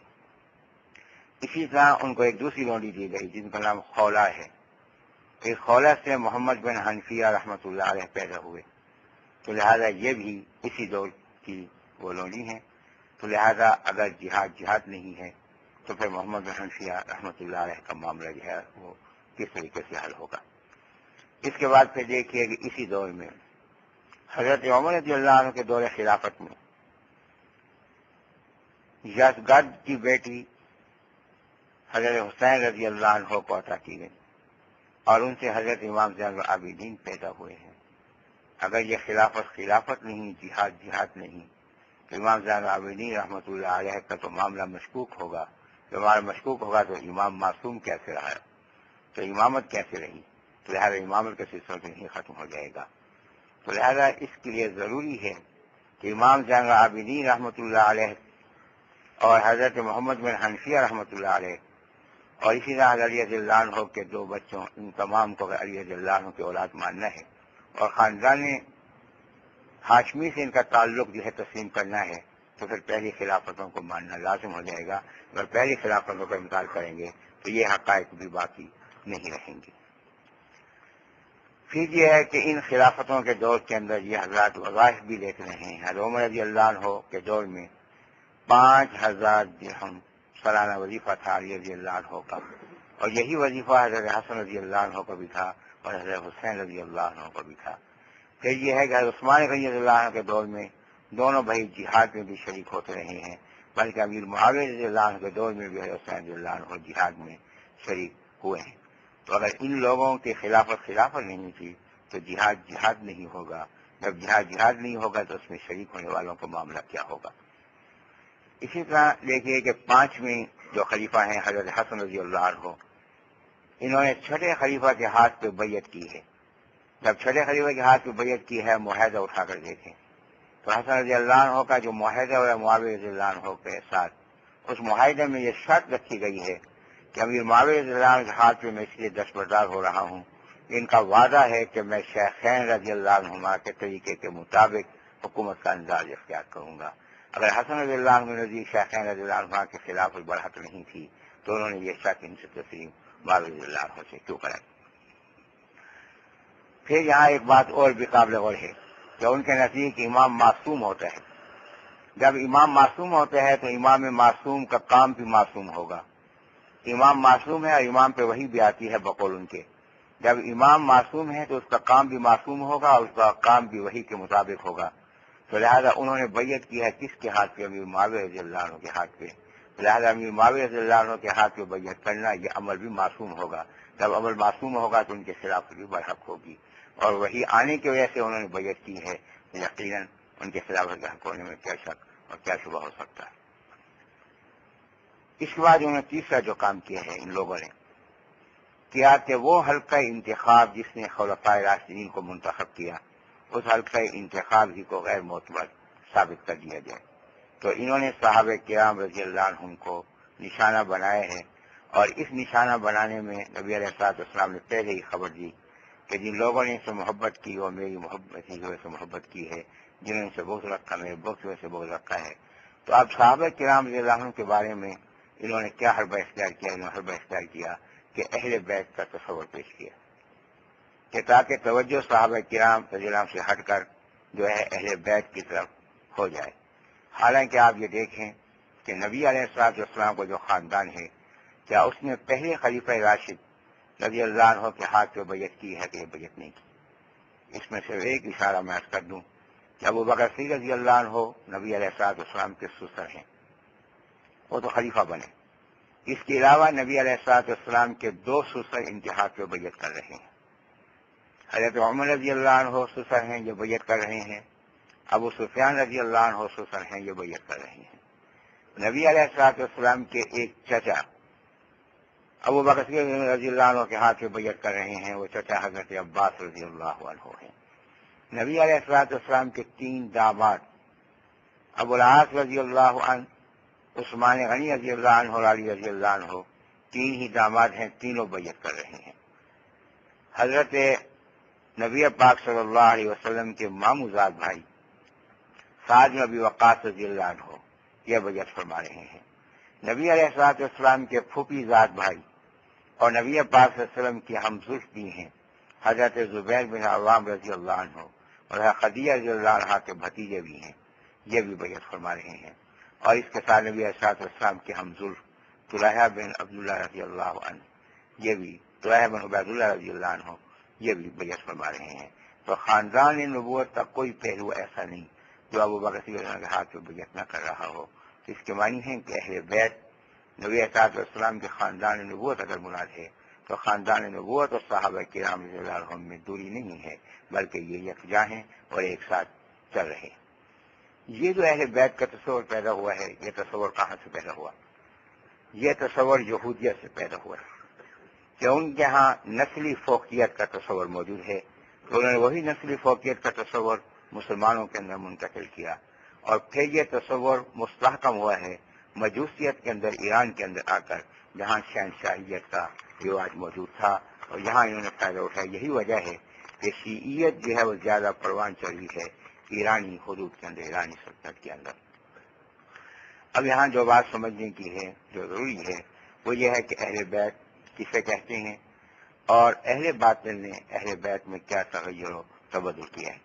یہ بات آپ جانتے ہیں کہ بیت کے معنی گھر کے ہوتے ہیں، اور عربی زبان میں اگر اہل کی نسبت کام کی طرف کی جائے تو اس کے معنی مہارت رکھنے والا اور کام پختگی کے ساتھ کرنے والا ہوتا ہے، جس کو اسلام میں یوں کہا جا سکتا ہے کہ جاننے والا، ماننے والا، عمل کرنے والا. اگر یہ بات ذہن میں آ گئی تو اب میں 2-3 اصطلاحات جو ہمارے ہاں استعمال ہوتی ہیں ان کی حقیقت واضح کر دینا چاہتا ہوں. کہ دیکھیے اہل کتاب کہ اللہ تبارک و تعالی نے یہود و عیسائیوں کو کہا ہے کہ یہ اپنی کتاب کو جاننے والے ہیں، اپنی کتاب کو ماننے والے ہیں اور اپنی کتاب پر اپنی مرضی کے مطابق باہر عمل کا دعویٰ کرنے والے ہیں. تو ان کو اہل کتاب کہا گیا کہ یہ اپنی کتاب سے وابستہ ہیں. تو یہاں ایک پوائنٹ ذہن میں رکھیں گے، اس کے حوالے سے ایک بات بھی آئے گی کہ ان کو اہل کتاب کیوں کہا گیا ہے. کہ اگرچہ ان کی کتاب محرف ہو چکی ہے، اصل شکل میں موجود نہیں ہے، لیکن اس کے باوجود یہ اپنی کتاب کو چھوڑنے کے لیے تیار نہیں ہے. تو اپنی کتاب کو اپنی کتاب کہتے ہیں. اچھا، اگرچہ وہ اصل حالت میں نہیں ہے، محرف حالت میں ہے، لیکن محرف کتاب سے بھی اپنا تعلق توڑنے کو تیار نہیں ہے. اس وجہ سے ان کو اہل کتاب کہا جاتا ہے. تو یہاں اگر یہ بات ذہن میں آ گئی تو ہمارے ہاں ایک تصور یہ ہے کہ اہل تشیع کو بھی کفر میں اہل کتاب کے درجے میں رکھنا چاہیے. کہ بعض حضرات ہمارے یہ کہہ دیتے ہیں کہ جناب یہ کافر ہیں، کس درجے کے، یہ اہل کتاب ہیں. تو یہاں سوچنے کی بات ہے کہ ان پہ کتاب تو کوئی نازل نہیں ہوئی، کہ ان کو اہل کتاب اس لیے کہا جاتا ہے کہ کتاب اصلی نہیں ہے لیکن اس کتاب کو چھوڑنے کو تیار نہیں، اور ان کی حالت یہ ہے کہ کتاب اصلی ہے، اس کتاب کو اپنانے کو تیار نہیں. تو معاملہ الٹ ہے، تو ان کو اہل کتاب کیسے کہا جا سکتا ہے؟ یہ غلط فہمی ہے جن کے بارے میں پائی جاتی. تو میں کہہ رہا تھا کہ اہل کتاب کی طرح ایک اصطلاح ہمارے ہاں استعمال ہوتی ہے اہل قرآن. تو اہل قرآن کے 3 معنی، ایک گروہ ہے جو مستقل اپنے آپ کو اہل قرآن کہتا ہے، اور اہل قرآن کے 3 معنی ہوں گے: قرآن کو ماننے والے، قرآن کو جاننے والے، قرآن پر عمل کرنے والے. جب جو لوگوں کا دعویٰ ہے کہ قرآن کو سمجھا جائے گا حدیث کے بغیر، جب حدیث کے بغیر قرآن کو سمجھا جائے گا تو قرآن سے سمجھ میں آنے کا نہیں، تو لہذا یہ اہل قرآن محض ایک فریب ہے. اسی طریقے سے کچھ لوگ ہیں جو اپنے آپ کو اہل حدیث کہتے ہیں، کہ حدیث کو جاننے والے، حدیث کو ماننے والے، حدیث کو عمل کرنے والے، اور یہ نام بھی مناسب نہیں رکھتا، اس وقت موضوع نہیں ہے، اس تفصیل کو میں چھوڑ رہا ہوں. اور اگر اس اہل کی نسبت جماعت سے ہو پھر اس کے معنی ہوتے ہیں تعلق رکھنے والے، اور اگر اس کی نسبت گھر سے ہو، بیت سے ہو، پھر اس کے معنی ہوں گے کہ گھر کے صاحب سے تعلق رکھنے والا، کہ جس کا گھر کے مالک سے تعلق ہو اس کو اہل البیت کہتے ہیں. دیکھیے کہ اردو میں بھی آپ ایک بات کہتے ہیں کہ اردو میں اہل البیت کس کو کہا جاتا ہے. دیکھیے آپ اردو میں آپ یہ بات استعمال کرتے ہیں، اور اس میں کسی سے آپ بات کر رہے ہوتے ہیں تو اس سے فرماتے ہیں کہ میری گھر والی نے یہ بات کہی. گھر میں آپ کی بیوی بھی ہے، گھر میں آپ کی والدہ بھی ہے، گھر میں آپ کی ہمشیرہ بھی ہے، اور گھر میں آپ کی بیٹی بھی ہے. تو جب آپ کسی سے کہہ رہے ہوں کہ مجھے گھر والی نے بات کہی تو سننے والا کیا سمجھے گا کہ آپ سے کس نے بات کہی ہے؟ تو کوئی یہ نہیں سمجھے گا کہ آپ کی والدہ نے آپ سے بات کہی ہے. جو بھی سنے گا یہی کہے گا کہ جو آپ کی بیوی ہے اس نے آپ سے بات کہی ہے. اسی طرح دیکھیے کہ آپ کو ایک دعوت نامہ موصول ہوتا ہے کہ فلاں صاحب ما اہل و ایال، تو ایال بچے ہو گئے تو اہل کون ہوا؟ تو اہل بیوی کو کہتے ہیں. تو اس کے عام میں بھی اہل جو ہے وہ بیوی کو کہا جاتا ہے. تو اہل بیت گھر والے، اور گھر ہمیشہ جو رہنے والی ہوتی ہے وہ بیوی ہوتی ہے، اور کوئی بھی خاتون ہے وہ ہمیشہ گھر رہنے والی نہیں ہوگی، کسی مجبوری کی وجہ سے رہ رہی ہوگی، لیکن دائمی طور پر اس گھر میں آپ کے ساتھ رہنے والی وہ آپ کی بیوی ہے. تو اس لیے اہل البیت اصولاً جو ہے وہ بیوی ہی کو کہا جا سکتا ہے. اس پہ بعض لوگوں نے ایک اعتراض پیدا کر دیا کہ حضرت بیوی کو طلاق بھی تو دی جا سکتی ہے، تو لہٰذا جب بیوی کو طلاق دی جا سکتی ہے تو ہمیشہ رہنے والی تو نہ ہوئی. تو اس سلسلے میں جو دو جواب ہیں میں عرض کر دیتا ہوں. ایک جواب تو یہ ہے کہ جو نکاح کیا جاتا ہے وہ اس نیت کے ساتھ کیا جاتا ہے کہ اس کو نکاح کرنے کے بعد میں چھوڑ دوں گا. نکاح تو دوام کی نیت سے کیا جاتا ہے اور طلاق امر اتفاقی ہے. تو ایک طرف امر اتفاقی ہے، ایک طرف جو ہے نکاح ارادہ ہے دوام کے ساتھ کہ ہو سکتا ہے طلاق بھی ہو جائے. تو لہذا طلاق کا ہو جانا وہمی ہے اور نکاح ظنی ہے. جہاں ظنی اور وہمی کا ٹکراؤ پایا جائے، جو طرف راجح ہوتی ہے اس کو ظن کہتے ہیں اور جو طرف کمزور ہوتی ہے اس کو وہم کہتے ہیں. تو طلاق امر اتفاقی ہے، وہم ہے، اور اس کے مقابلے میں ہمیشہ رہنا یہ ارادی ہے اور یہ ظنی ہے. اس لیے اس کو ترجیح حاصل ہوگی اور ظنی کو ترجیح حاصل ہوتی ہے تو بیوی کو مستقل رہنے والا سمجھا جائے گا. لیکن میں یہاں ایک دوسری بات عرض کر رہا ہوں کہ نبی علیہ الصلوۃ والسلام کی جو ازواج مطہرات تھیں رضی اللہ عنہن، ان کے بارے میں تو اللہ تعالیٰ نے قرآن مجید میں طلاق سے منع فرما دیا ہے کہ آپ ان کو طلاق نہیں دینی. جب حضرت نے طلاق نہیں دینی تو کیا ان کے لیے امر اتفاقی بھی باقی رہا؟ ان کے تو امر اتفاقی بھی باقی نہ رہا. تو ان کا گھر میں رہنا تو قطعی و یقینی ہو گیا اور نبی علیہ الصلوۃ والسلام کے گھر میں ان کے ازواج مطہرات رضی اللہ عنہ سوا کوئی نہیں رہتا تھا. تو اس لیے اہل البیت سے مراد نبی علیہ الصلوۃ والسلام کے ازواج مطہرات ہیں رضی اللہ عنہن.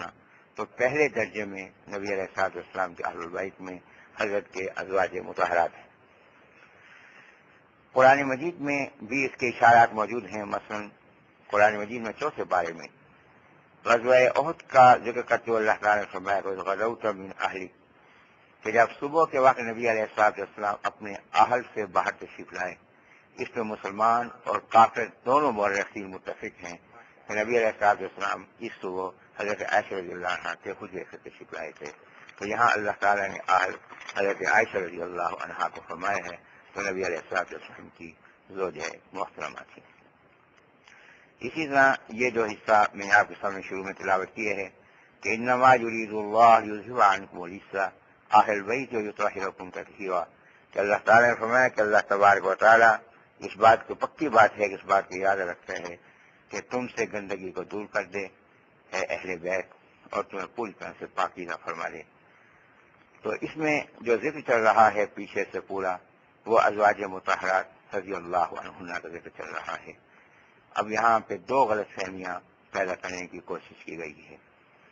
لیکن یہاں ایک اور بات ہو اس میں وضاحت کر دوں کہ پیچھے ان آیات میں پیچھے اور آگے بیوت کنہ کا لفظ استعمال ہوا ہے کہ کنہ جمع مؤنث کی ضمیر ہے اور بیوت جمع ہے، لیکن اس جگہ اہل البیت استعمال ہوا ہے اور بیت واحد ہے. اس کی وجہ سے وہاں بیوت کنہ جمع گھروں کو استعمال کیا ہے اس لیے کہ ان کی نسبت ازواج مطہرات رضی اللہ عنہ کے ساتھ کی گئی ہے اور ازواج کیونکہ نبی صلی اللہ علیہ وسلم کے اس پر 9 حیات تھیں. جب 9 موجود تھیں تو اس واسطے وہ جمع تھیں تو اس لیے بیت کی وجہ لفظ بیوت استعمال کیا گیا ہے. اور یہاں اہل البیت کا لفظ واحد استعمال کیا گیا ہے کیونکہ اہل البیت گھر، ابھی میں ایک بات عرض کر چکا ہوں کہ گھر کے مالک سے نسبت اور تعلق رکھنے والی کو اہل البیت کہتے ہیں، کیونکہ یہاں مالک ایک ہے اس لیے بیت بھی ایک استعمال کیا گیا ہے. تو نبی علیہ الصلوۃ والسلام کی نسبت سے ایک گھر استعمال کیا گیا. یہ سب حضرت کے اہل البیت ہیں. اب یہاں 2 غلط فہمیاں جو پیدا کرنے کی کوشش گئی ہیں. ایک غلط فہمی یہ ہے کہ یہاں مراد نبی علیہ السلام کے ازواج مطہرات رضی اللہ عنہ نہیں ہیں بلکہ 4 فرد مراد ہیں. کہ اہل بیت سے مراد حضرت علی رضی اللہ عنہ، حضرت فاطمہ رضی اللہ عنہا، حضرت حسن رضی اللہ عنہ اور حضرت حسین رضی اللہ عنہ ہیں. اور اس کی تائید ایک حدیث سے ہوتی ہے کہ نبی علیہ الصلوۃ والسلام ام سلمہ رضی اللہ عنہا کے گھر میں موجود تھے کہ نبی علیہ الصلوۃ والسلام نے اپنی چادر میں ان 4 کو لیا اور یوں دعا کی کہ اے اللہ یہ میرے اہل بیت ہیں، بس ان سے گندگی دور فرما اور ان کو خوب پاکیزہ فرما دے. اب نبی علیہ الصلوۃ والسلام نے کیونکہ ان کے بارے میں فرمایا کہ یہ میرے اہل بیت ہیں کہ اللہ ان سے گندگی دور فرما اور ان کو پاکیزہ فرما دے، تو معلوم ہوا کہ اہل بیت سے مراد یہاں ازواج مطہرات رضی اللہ عنہ نہیں ہیں بلکہ ان سے یہی 4 افراد جو ہیں وہ مراد ہیں. اب یہاں اس کی وضاحت یہ ہے کہ نبی علیہ الصلوۃ والسلام نے جب یہ دعا فرمائی تو قرآن مجید میں تو اللہ نے یہ بات فرما دی کہ انما یرید اللہ، پکی بات یہ ہے کہ اللہ ارادہ رکھتا ہے، اور قرآن مجید میں ہے کہ اللہ جس کا ارادہ رکھتے ہیں وہ کام کیا ہوا سمجھو۔ جب یہ بات پکی ہے اللہ ارادہ رکھتا ہے کہ ان کو اللہ نے پاکیزہ بنانا تھا، تو نبی علیہ السلام نے کیوں فرمایا کہ اللہ کہ میرے یہ اہل بیت ہیں، ان کو اللہ تو پاکیزہ بنا دے، ان کے بارے میں دعا کیوں کی؟ دعا تو اس چیز کے بارے میں ہوتی ہے کہ جہاں ہونا یقینی نہ ہو۔ تو معلوم ہوا کہ نبی علیہ السلام نے جو ان کے لیے دعا فرمائی تھی وہ اس لیے کی تھی کہ اللہ تعالیٰ نے یہ خبر تو دے دی کہ ازواج مطہرات رضی اللہ عنہ کو میں پاکیزہ بناؤں گا، لیکن نبی علیہ السلام چاہتے تھے کہ یہ میرے جو گھر کے باقی لواحقین افراد ہیں یہ بھی اس کے اندر شامل ہو جائیں، تو اس لیے حضرت نے یہ دعا کی کہ اللہ کہ یہ بھی میرے اہل بیت ہیں، ان کو بھی اسی برکات میں آپ شامل فرما لیں۔ تو یہ ازواج مطہرات رضی اللہ عنہ کے اہل بیت ہونے کا انکار نہیں، بلکہ ان افراد کا بھی اہل بیت میں شامل ہونے کا اشارہ ہے کہ وہ خبر قطعی کی وجہ سے اہل بیت ہیں، یہ نبی علیہ السلام کی دعا کی وجہ سے اہل بیت ہیں، تو قرآن کی خبر کی وجہ سے اہل بیت ہیں، اور یہ نبی علیہ السلام کی دعا کی وجہ سے یہ اہل بیت ہیں۔ اسی حدیث میں آگے یہ بات موجود ہے، جب ام سلمہ رضی اللہ عنہا نے دیکھا کہ نبی علیہ السلام اپنی چادر میں لے کر ان کو دعا کر رہے ہیں، تو انہوں نے کہا کہ حضرت اجازت ہو تو میں بھی چادر میں آ جاؤں۔ نبی علیہ السلام نے فرمایا کہ انک علی خیر، کہ تو پہلے ہی بھلائی پر ہے، تجھے آنے کی کیا ضرورت ہے۔ اس سے بات معلوم ہو گئی کہ ازواج مطہرات رضی اللہ عنہ کا تو یہ اہل بیت میں شامل ہونا قطعی اور یقینی ہے، کبھی حضرت نے ان کو داخل ہونے کی اجازت نہیں دی۔ تیسرا حدیث پاک میں آتا ہے کہ نبی علیہ السلام نے اپنے چچا حضرت عباس رضی اللہ عنہ سے فرمایا کہ میں تمہارے گھر آؤں گا، اپنے بیٹوں کو اپنے گھر میں رکھنا۔ نبی علیہ السلام تشریف لے گئے، عباس رضی اللہ عنہ اور ان کے بیٹے موجود تھے، تو ان تمام کو حضرت نے بھی اپنی چادر میں لیا اور چادر میں یہ لے کر کہا کہ اے اللہ کہ یہ میرے اہل بیت ہیں، تو ان کو آپ سے ایسے محفوظ فرما دے کہ جیسا کہ میں نے ان کو اپنی چادر کی لپیٹ میں لے لیا ہے، تو ان کو اس طرح سے تو ان کو آنکھ سے بچا دے۔ اب ان کو بھی نبی صلی اللہ علیہ وسلم نے اہل بیت کہا، تو لہذا نبی صلی اللہ علیہ وسلم کی یہ خواہش تھی کہ جتنے میرے لواحقین ہیں وہ اسی طرح پاکیزگی کے اندر شامل ہو جائیں، اس سے ازواج مطہرات رضی اللہ عنہ کا خارج ہونا ظاہر نہیں ہوتا۔ دیکھیں میں ایک اور بات قرآن مجید کے حوالے سے کرتا ہوں کہ حضرت نوح علیہ نبی جی علیہ السلام کے واقعے میں یہ بات آتی کہ جب ان کا بیٹا غرق ہوا تو حضرت نوح علیہ السلام نے اللہ تعالیٰ سے دعا کی کہ اے اللہ کہ تیرا وعدہ ہے میرے اہل کے بارے میں، ان ابنی من اہلی، کہ میرا بیٹا میرے اہل میں سے ہے۔ تو اس کے معنی کیا ہے کہ حضرت کی جو بیوی تھی ان کے اہل میں سے نہیں تھی، باقی جو 3 بیٹے نجات پانے والے تھے ان کے اہل میں سے نہیں تھے، تو یہ فرمایا کہ یہ میرے اہل میں سے ہے، تو اس سے معنی نہیں ہوتے کہ یہ اہل میں سے ہے تو باقی اہل میں سے نکل گئے، تو باقیوں کا اہل میں ہونا تو قطعی ہو گیا، اس لیے کہ وہ تو کشتی میں سوار تھے، اور اس کا اہل میں ہونا ظنی ہو گیا، شک کی بات ہو گئی، اس لیے اس کے لیے دعا کر رہے ہیں۔ تو نبی علیہ السلام نے بھی ان کے بارے میں اہل ہونے کی دعا کی ہے جن کے بارے میں اللہ کی طرف سے خبر نازل نہیں ہوئی، اور جن کے بارے میں خبر نازل ہو گئی ان کے بارے میں حضرت نے دعا نہیں فرمائی۔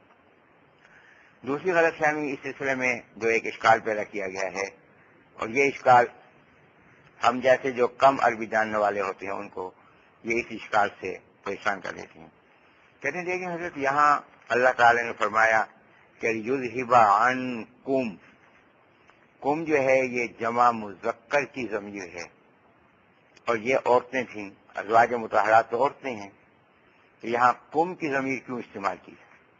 اور اسی طرح وَیُطَہِّرَکُم، یہ بھی جمع مذکر کی ضمیر ہے، تو لہذا علی رضی اللہ عنہ، حسن رضی اللہ عنہ، حسین رضی اللہ عنہ، یہ 3 مرد تھے، تو فاطمہ رضی اللہ عنہ یہ خاتون تھیں، تو جہاں مردوں کی اکثریت تو وہاں تو ضمیر مذکر کی استعمال ہوتی ہے، لہذا یہاں یہ مناسب معلوم ہو رہی ہے ازواج مطہرات رضی اللہ عنہ کے لیے جو کم کی ضمیر استعمال کی گئی ہے وہ جائز نہیں ہے۔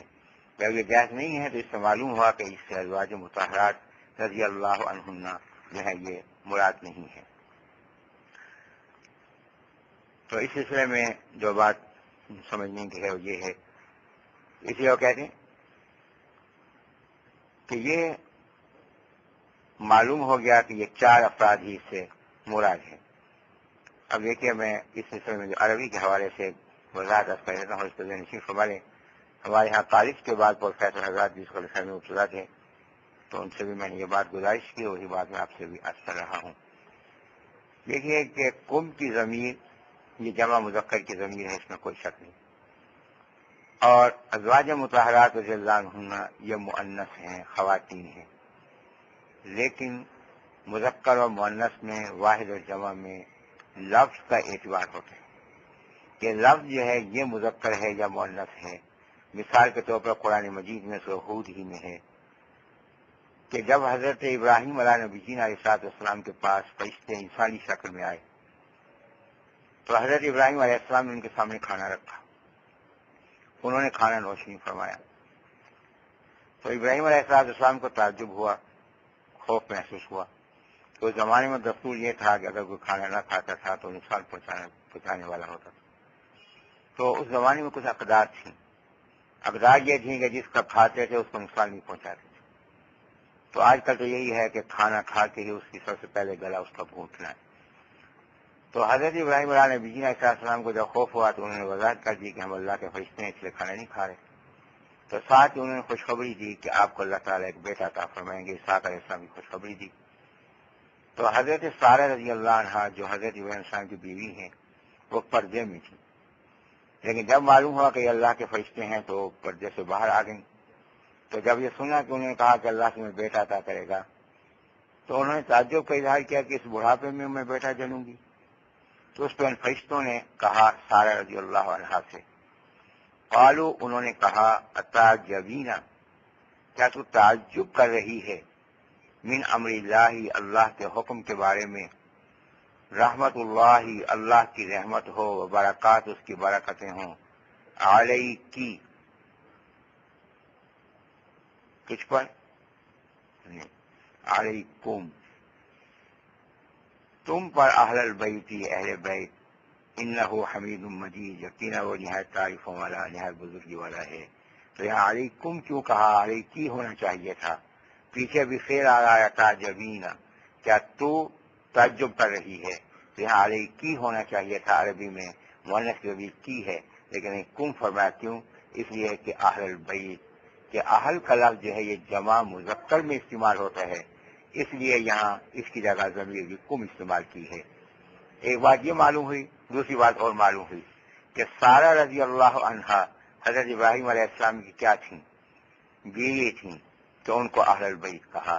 تو اس معنی ہے کہ اہل بیت جو ہے وہ بیوی ہوگی، کیونکہ لفظ اہل جو ہے یہ جمع مذکر کے لیے استعمال ہوتا ہے، اس لیے ضمیر بھی فعل بھی اس کے مطابق اس کو بھی استعمال کیا جائے گا۔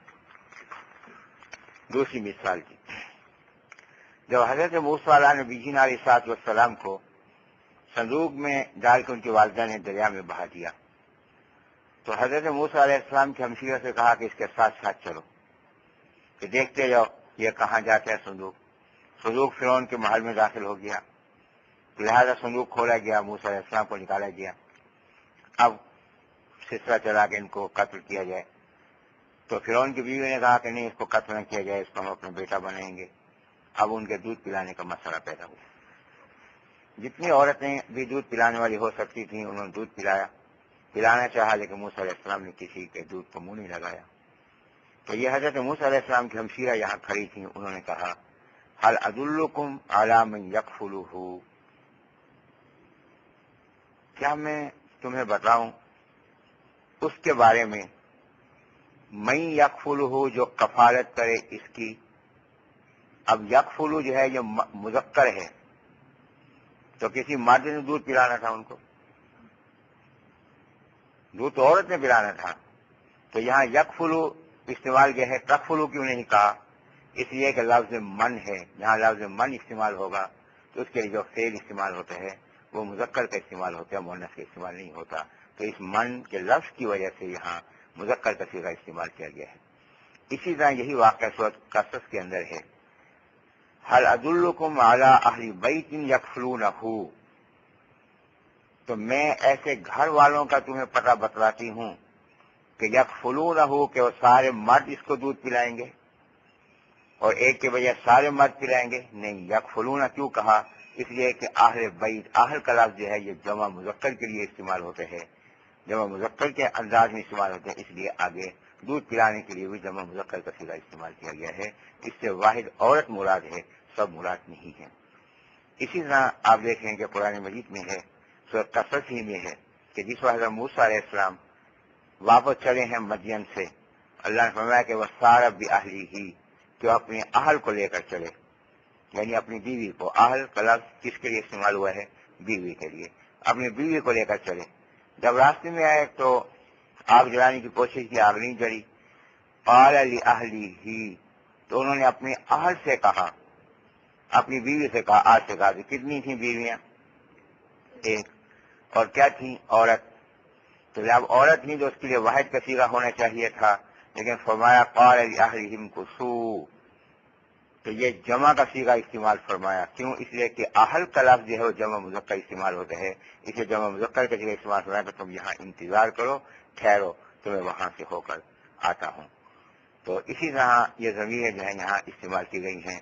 بلکہ اسی جگہ جہاں اللہ تبارک و تعالیٰ نے یہ الفاظ استعمال فرمائے، 22ویں پارے میں، اسی میں آپ دیکھیں اس جگہ پہ فرمایا کہ یا نساء النبی جی، اے نبی علیہ السلام کی عورتوں، من یاتی من کننا،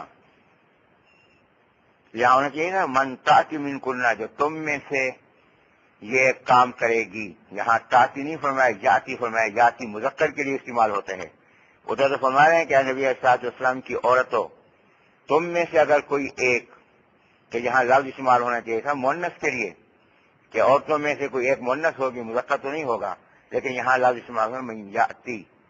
اس طرح 22ویں پارے کے آپ شروع کے اندر دیکھیں کہ ومن یقنت من کننا، تو یہاں تقنت ہونا چاہیے تھا، یا یقنت ہے. تو یہ مذکر کا استعمال کیا. کیوں؟ اس لیے کہ من کے ساتھ جو فعل استعمال ہوتا ہے وہ مذکر استعمال ہوتا ہے، مؤنث استعمال نہیں ہوتا. خطاب مؤنث سے ہے، لیکن کیونکہ من کا لفظ آ گیا اس لیے من کی مناسبت سے یہاں لفظ جو ہے مذکر کا استعمال ہوا ہے. اس میں آپ دیکھیں سورۃ النساء کے اندر اللہ تعالیٰ نے فرمایا کہ اے انسانوں کہ ہم نے تمہیں پیدا کیا من نفس واحدہ، اکیلی جان سے، وخلق منها زوجها، اس پہ تو اور فرمانے وخلق، اور پیدا کیا اللہ تبارک و تعالیٰ نے منہ، آدم علیہ السلام سے، زوجہ، اس کی بیوی کو. اللہ نے فرمایا کہ وخلق منها، ہا مؤنث کو کہتے ہیں، تو مؤنث سے پیدا کیا زوجہ، اس کے شوہر کو. تو کیا آدم علیہ السلام کو حوا رضی اللہ عنہ سے پیدا کیا گیا تھا؟ نہیں، حوا رضی اللہ عنہا کو آدم علیہ السلام سے پیدا کیا گیا تھا. تو یہاں زوجہا کیوں کہا اور منہا کیوں کہا، مؤنث والا لفظ کیوں استعمال کیا؟ اس لیے کہ عربی میں نفس مؤنث ہے. جب لفظ مؤنث ہے تو اس کے لیے ضمیر بھی مؤنث اللہ تبارک و تعالیٰ نے استعمال فرمائی ہے. اسی طرح اہل کا جو ہے یہ مذکر، جمع مذکر ہے. جب یہ لفظ جمع مذکر ہے تو اس کے لیے اس کی ضمیریں بھی جمع مذکر کی استعمال ہونی چاہیے تھیں. اسی طرح دوسری غلط فہمی انہوں نے اس آیت سے جو پیدا کی ہے، کہا کہ اس سے مراد ائمہ کرام ہیں اور ائمہ کرام اس سے مراد نہیں ہے. تو میں کہ اس سے ان کی معصومیت معلوم ہو رہی ہے کہ ان کو معصوم پیدا کیا گیا ہے. یہ موضوع انشاءاللہ نظریہ امامت میں، عقیدہ امامت میں انشاءاللہ اس پر بحث ہوگی. تو میں کر رہا تھا کہ پہلے درجے کے جو اہل بیت ہیں وہ ہے نبی صلی اللہ علیہ وسلم کے ازواج مطہرات رضی اللہ عنہن. دوسرے درجے کے جو اہل بیت ہیں وہ نبی علیہ الصلوۃ والسلام کی اولاد ہے. اور نبی صلی اللہ علیہ وسلم کی اولاد میں 3 بیٹے ہیں اور حضرت کی 4 بیٹیاں ہیں. تو یا ایھا النبی قل لازواجک و بناتک، بنات جو ہے وہ جمع ہے، تو معلوم ہوا کہ بیٹیاں کم سے کم 3 ہیں. اگر 3 سے کم بیٹیاں اگر مانی جائیں گی نبی صلی اللہ علیہ وسلم کی، تو قرآن کی خبر کے لحاظ سے بھی قرآن کا انکار ہے اور یہ کفر ہوگا. اب یہاں ایک اشکال جو ہے وہ پیدا ہوگا کہ جب نبی صلی اللہ علیہ وسلم کی 4 بیٹے ہیں تو نبی علیہ السلام نے چادر میں سے فاطمہ رضی اللہ عنہا کو کیوں دیا، باقی 3 کو کیوں نہیں دیا؟ تو اس کا جواب یہ ہے کہ باقی 3 کا انتقال ہو چکا تھا. تو فاطمہ رضی اللہ عنہا کو جو چادر میں دیا ہے یہ ان کے انتقال کے بعد کا واقعہ ہے. یہ آیات ان کے بعد نازل ہوئی ہیں. تو لہٰذا اگر وہ موجود ہوتی ہیں تو پھر ان کو نبی صلی اللہ علیہ وسلم کو بھی چادر میں لیتے، تو ان کو چادر میں سے نہیں دیا تو اس سے پہلے وفات پا چکی تھی. تیسرے درجے کے جو اہل بیت ہیں وہ ہیں اولاد کی اولاد. تو نبی علیہ الصلوۃ والسلام کے نواسے اور نواسیاں 5 نواسے اور 4 حضرت کی نواسیاں ہیں. جبکہ اہل تشیع نے کیا کیا، انہوں نے پہلے درجے کے جو ازواج مطہرات ہیں کہ صحابہ کرام رضی اللہ عنہ کے مقابلے میں کھڑا کیا کن کو؟ اہل بیت کو. اور اہل بیت کو جب کھڑا کیا تو اہل بیت میں کیا کیا کہ اہل بیت میں پہلے درجے کے اہل بیت کو خارج کر دیا، کہ ازواج مطہرات رضی اللہ عنہ کو اہل بیت سے خارج کر دیا. پہلا طبقہ جو بنیاد ہے اہل بیت کا اس کو خارج کر دیا. دوسرے درجے کو محدود کر دیا کہ 4 بیٹیوں کو 1 بیٹی بنا دیا. تیسرے درجے کے اہل بیت کو مخصوص کر دیا کہ 5 اور 4 9 میں سے 2 کو لیا، 7 کو چھوڑ دیا. اور پھر علی رضی اللہ عنہ کو لیا ہے. اب سوال یہ ہے کہ اگر علی رضی اللہ عنہ کو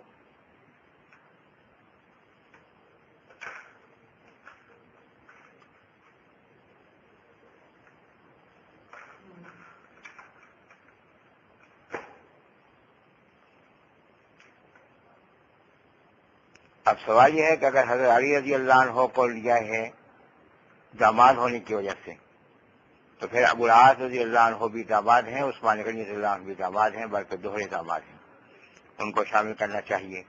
اور اگر علی رضی اللہ عنہ کو لیا ہے چچا زاد بھائی ہونے کی وجہ سے، تو پھر ان کے اور دوسرے جو بھائی ہیں عقیل تھے رضی اللہ عنہ، یا دیگر چچا زاد بھائی ہیں، یا حضرت عباس رضی اللہ عنہ کے بیٹے ہیں، ان تمام کو بھی اس میں شامل کیا جانا چاہیے تھا. لیکن یہاں بھی انہوں نے اس اصول کو بھی اختیار جو ہے وہ نہیں کیا. تو اس سے بات معلوم ہوئی کہ ایک بات جو ہے یہ بنیادی اس کو ذہن میں بٹھائیں، اس کا غور فرمائیں گے کہ 3 طبقات ہیں اہل بیت کے. ازواج مطہرات رضی اللہ عنہ جو پہلا طبقہ ہے. دوسرا طبقہ نبی صلی اللہ علیہ وسلم کی اولاد. تیسرا طبقہ نبی السلام کی اولاد کی اولاد. ان لوگوں نے اہل بیت مانا ہے کس کو؟ پہلے طبقے کو خارج کر دیا، اور ہم پہلے طبقے کو پورے کے پورے کو مان رہے ہیں. تو لہذا اگر ہر ایک کے 100% کر دیا جائے تو پہلے طبقے کو ہم 100% مان رہے ہیں، وہ 100% کے منکر.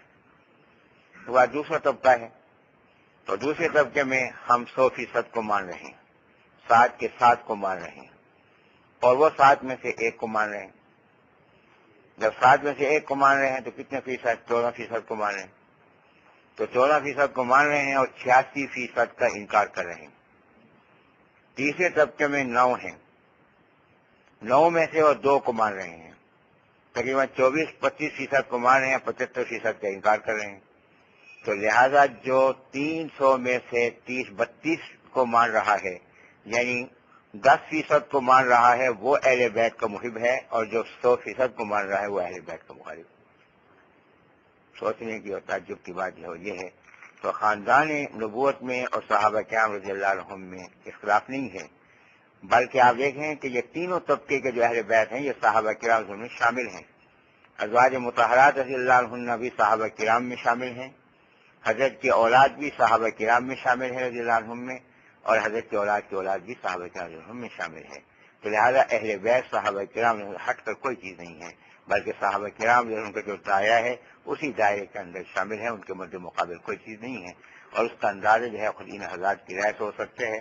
صرف چند 2-3 میں صرف مثالیں جو ہے وہ اس کا دیتا ہوں ان حضرات کے الفاظ کے. تو ابن عباس رضی اللہ عنہ کا اشار گرامی ہے، اور یہ اہل تشیع کی کتابوں کی کلمات ہیں جو اس کو میں آپ کو سنا رہا ہوں، کہ انہوں نے ابو بکر صدیق رضی اللہ عنہ کے بارے میں تبصرہ کرتے ہوئے کہا ہے کہ آپ تمام صحابہ کرام رضی اللہ عنہ سے تقوی میں اور طہارت میں سب سے اونچے مقام کے حامل تھے، زہد اور پاکیزگی میں سب سے آپ بلند تھے. حضرت امام زین العابدین رحمۃ اللہ علیہ کے پاس ایک شخص آیا اور اس نے آ کے حضرت عثمان رضی اللہ عنہ پہ تنقید شروع کر دی. حضرت نے فرمایا کہ تم مہاجرین میں سے ہے؟ اس نے کہا نہیں حضرت، میں تو بعد میں پیدا ہوا ہوں. فرمایا تو انصار میں سے ہے؟ کہا میں تو پہلے عرض کر چکا ہوں بعد میں پیدا ہوا ہوں. حضرت فرمایا کہ تو خود مان رہا ہے کہ مہاجرین اور انصار میں سے بھی نہیں، لہذا میں یہ بات کہہ رہا ہوں کہ تیسرے طبقے میں بھی نہیں. اللہ تبارک و تعالی نے نجات پانے والے طبقے 3 بیان کیے ہیں، مہاجرین، انصار، اور ان کے بعد وہ جو ان کی قدورت رکھتے ہوں. لہذا پہلے 2 میں ہونے سے تو انکار کر رہا ہے، اور تیسرے میں ہونے کا میں انکار کر رہا ہوں کہ تو شامل نہیں. لہذا میری مجلس سے اٹھ جا، کہیں تیری وجہ سے میں بھی عذاب کے اندر مبتلا نہ ہو جاؤں. حضرت امام باقر رحمۃ اللہ علیہ نے حضرت ابوبکر صدیق رضی اللہ عنہ کو ذکر کیا اور ان کے لیے لفظ صدیق استعمال کیا، تو جو سامنے تھے انہوں نے تعجب سے کہا کہ حضرت آپ بھی ان کو صدیق کہتے ہیں؟ حضرت فرمایا کہ جی ہاں، میں ان کو صدیق کہتا ہوں، جو انہیں صدیق نہ مانے، ان کو صدیق نہ کہے، خدا کرے کہ دنیا اور آخرت میں اس کی کبھی کوئی بات سچی ثابت نہ ہو۔ پھر حضرت جی کا امام باقر رحمۃ اللہ علیہ کا قول ہے، فرمایا کہ میں نہ تو ابوبکر صدیق رضی اللہ عنہ کی فضیلت کا منکر ہوں، نہ حضرت عمر رضی اللہ عنہ کی فضیلت کا منکر ہوں، لیکن یہ بات میں کہتا ہوں کہ ابوبکر رضی اللہ عنہ فضیلت میں عمر رضی اللہ عنہ سے آگے تھے۔ حضرت امام جعفر صادق رحمۃ اللہ علیہ سے یہ سوال کیا گیا کہ حضرت ابوبکر صدیق اور عمر فاروق رضی اللہ عنہ کے بارے میں آپ کیا کہتے ہیں؟ فرمایا کہ دونوں امام عادل تھے، دونوں انصاف کرنے والے تھے، پوری زندگی دونوں حق پر رہے اور دونوں کی موت بھی حق پر ہوئی ہے، اللہ قیامت تک ان پر اپنی رحمت نازل فرماتا رہے۔ اور حضرت امام جعفر صادق رحمۃ اللہ علیہ کے بارے میں آتے ہیں کہ جب بھی نبی السلام کو اکثر صحابی دیتے تھے، حضرت کی خدمت میں سلام عرض کرنے کے بعد شیخین رضی اللہ عنہ کی خدمت میں بے ترتیب سلام عرض کرتے تھے، اور یہ بات جو حضرت فرمایا کرتے تھے کہ مجھے ابوبکر صدیق رضی اللہ عنہ نے 2 بار جنا ہے، یعنی ان کی والدہ ام فروہ رضی اللہ عنہا جو ہیں وہ حضرت ابوبکر صدیق رضی اللہ عنہ کے پوتے قاسم بن محمد رحمۃ اللہ علیہ کی بیٹی ہیں، اور حضرت کی پوتی اسماء بنت عبد الرحمن رحمۃ اللہ علیہ کی جو ہے وہ بیٹی ہیں۔ تو فرمایا کہ میرا نانا حضرت کا پوتا اور میری نانی حضرت کی پوتی، اس لیے حضرت نے مجھے 2 بار جنا ہے۔ تو بنیادی طور پہ جو بات معلوم ہوئی کہ یہ اہل بیت کا جو انداز اختیار کیا گیا ہے، جو محض تحفہ دینے کے لیے اختیار کیا گیا ہے، اور اہل بیت کی حقیقت کیا ہے، اہل بیت کون ہے، جو بات میں نے گزارش کی ہے، ان کی سازش بیان کی ہے۔ انشاءاللہ آئندہ ان کا جو عقیدہ امامت ہے اور اس کے اندر جو فریب اختیار کیے گئے ہیں اس پر انشاءاللہ گفتگو ہوگی۔ اللہ مجھے بھی آپ کو صحیح فہم عمل کے توفیق عطا فرما دے۔ وآخر دعوانا الحمدللہ رب العالمین۔ الحمدللہ رب العالمین الرحمن الرحیم مالک یوم الدین، اللهم صل وسلم وبارك على سيدنا مولانا محمد وبارك وسلم۔ اللهم ربنا ظلمنا أنفسنا وإن لم تغفر لنا وترحمنا لنكونن من الخاسرين، يا حي يا قيوم برحمتك نستغيث، اللهم أيد أمير المؤمنين والمجاهدين، اللهم انصرهم ولا تنصر عليهم، إنك أنت على كل شيء قدير، اللهم ربنا تقبلنا وتقبل أزواجنا وأولادنا وأموالنا وأحبابنا وأقاربنا وجميع المسلمين والمسلمات كما تقبلت أصحاب النبي صلى الله عليه وسلم، وتقبل منا إنك أنت السميع العليم، وتب علينا إنك أنت التواب الرحيم، صلى الله تعالى على خير خلقه محمد وعلى آله وصحبه أجمعين برحمتك يا أرحم۔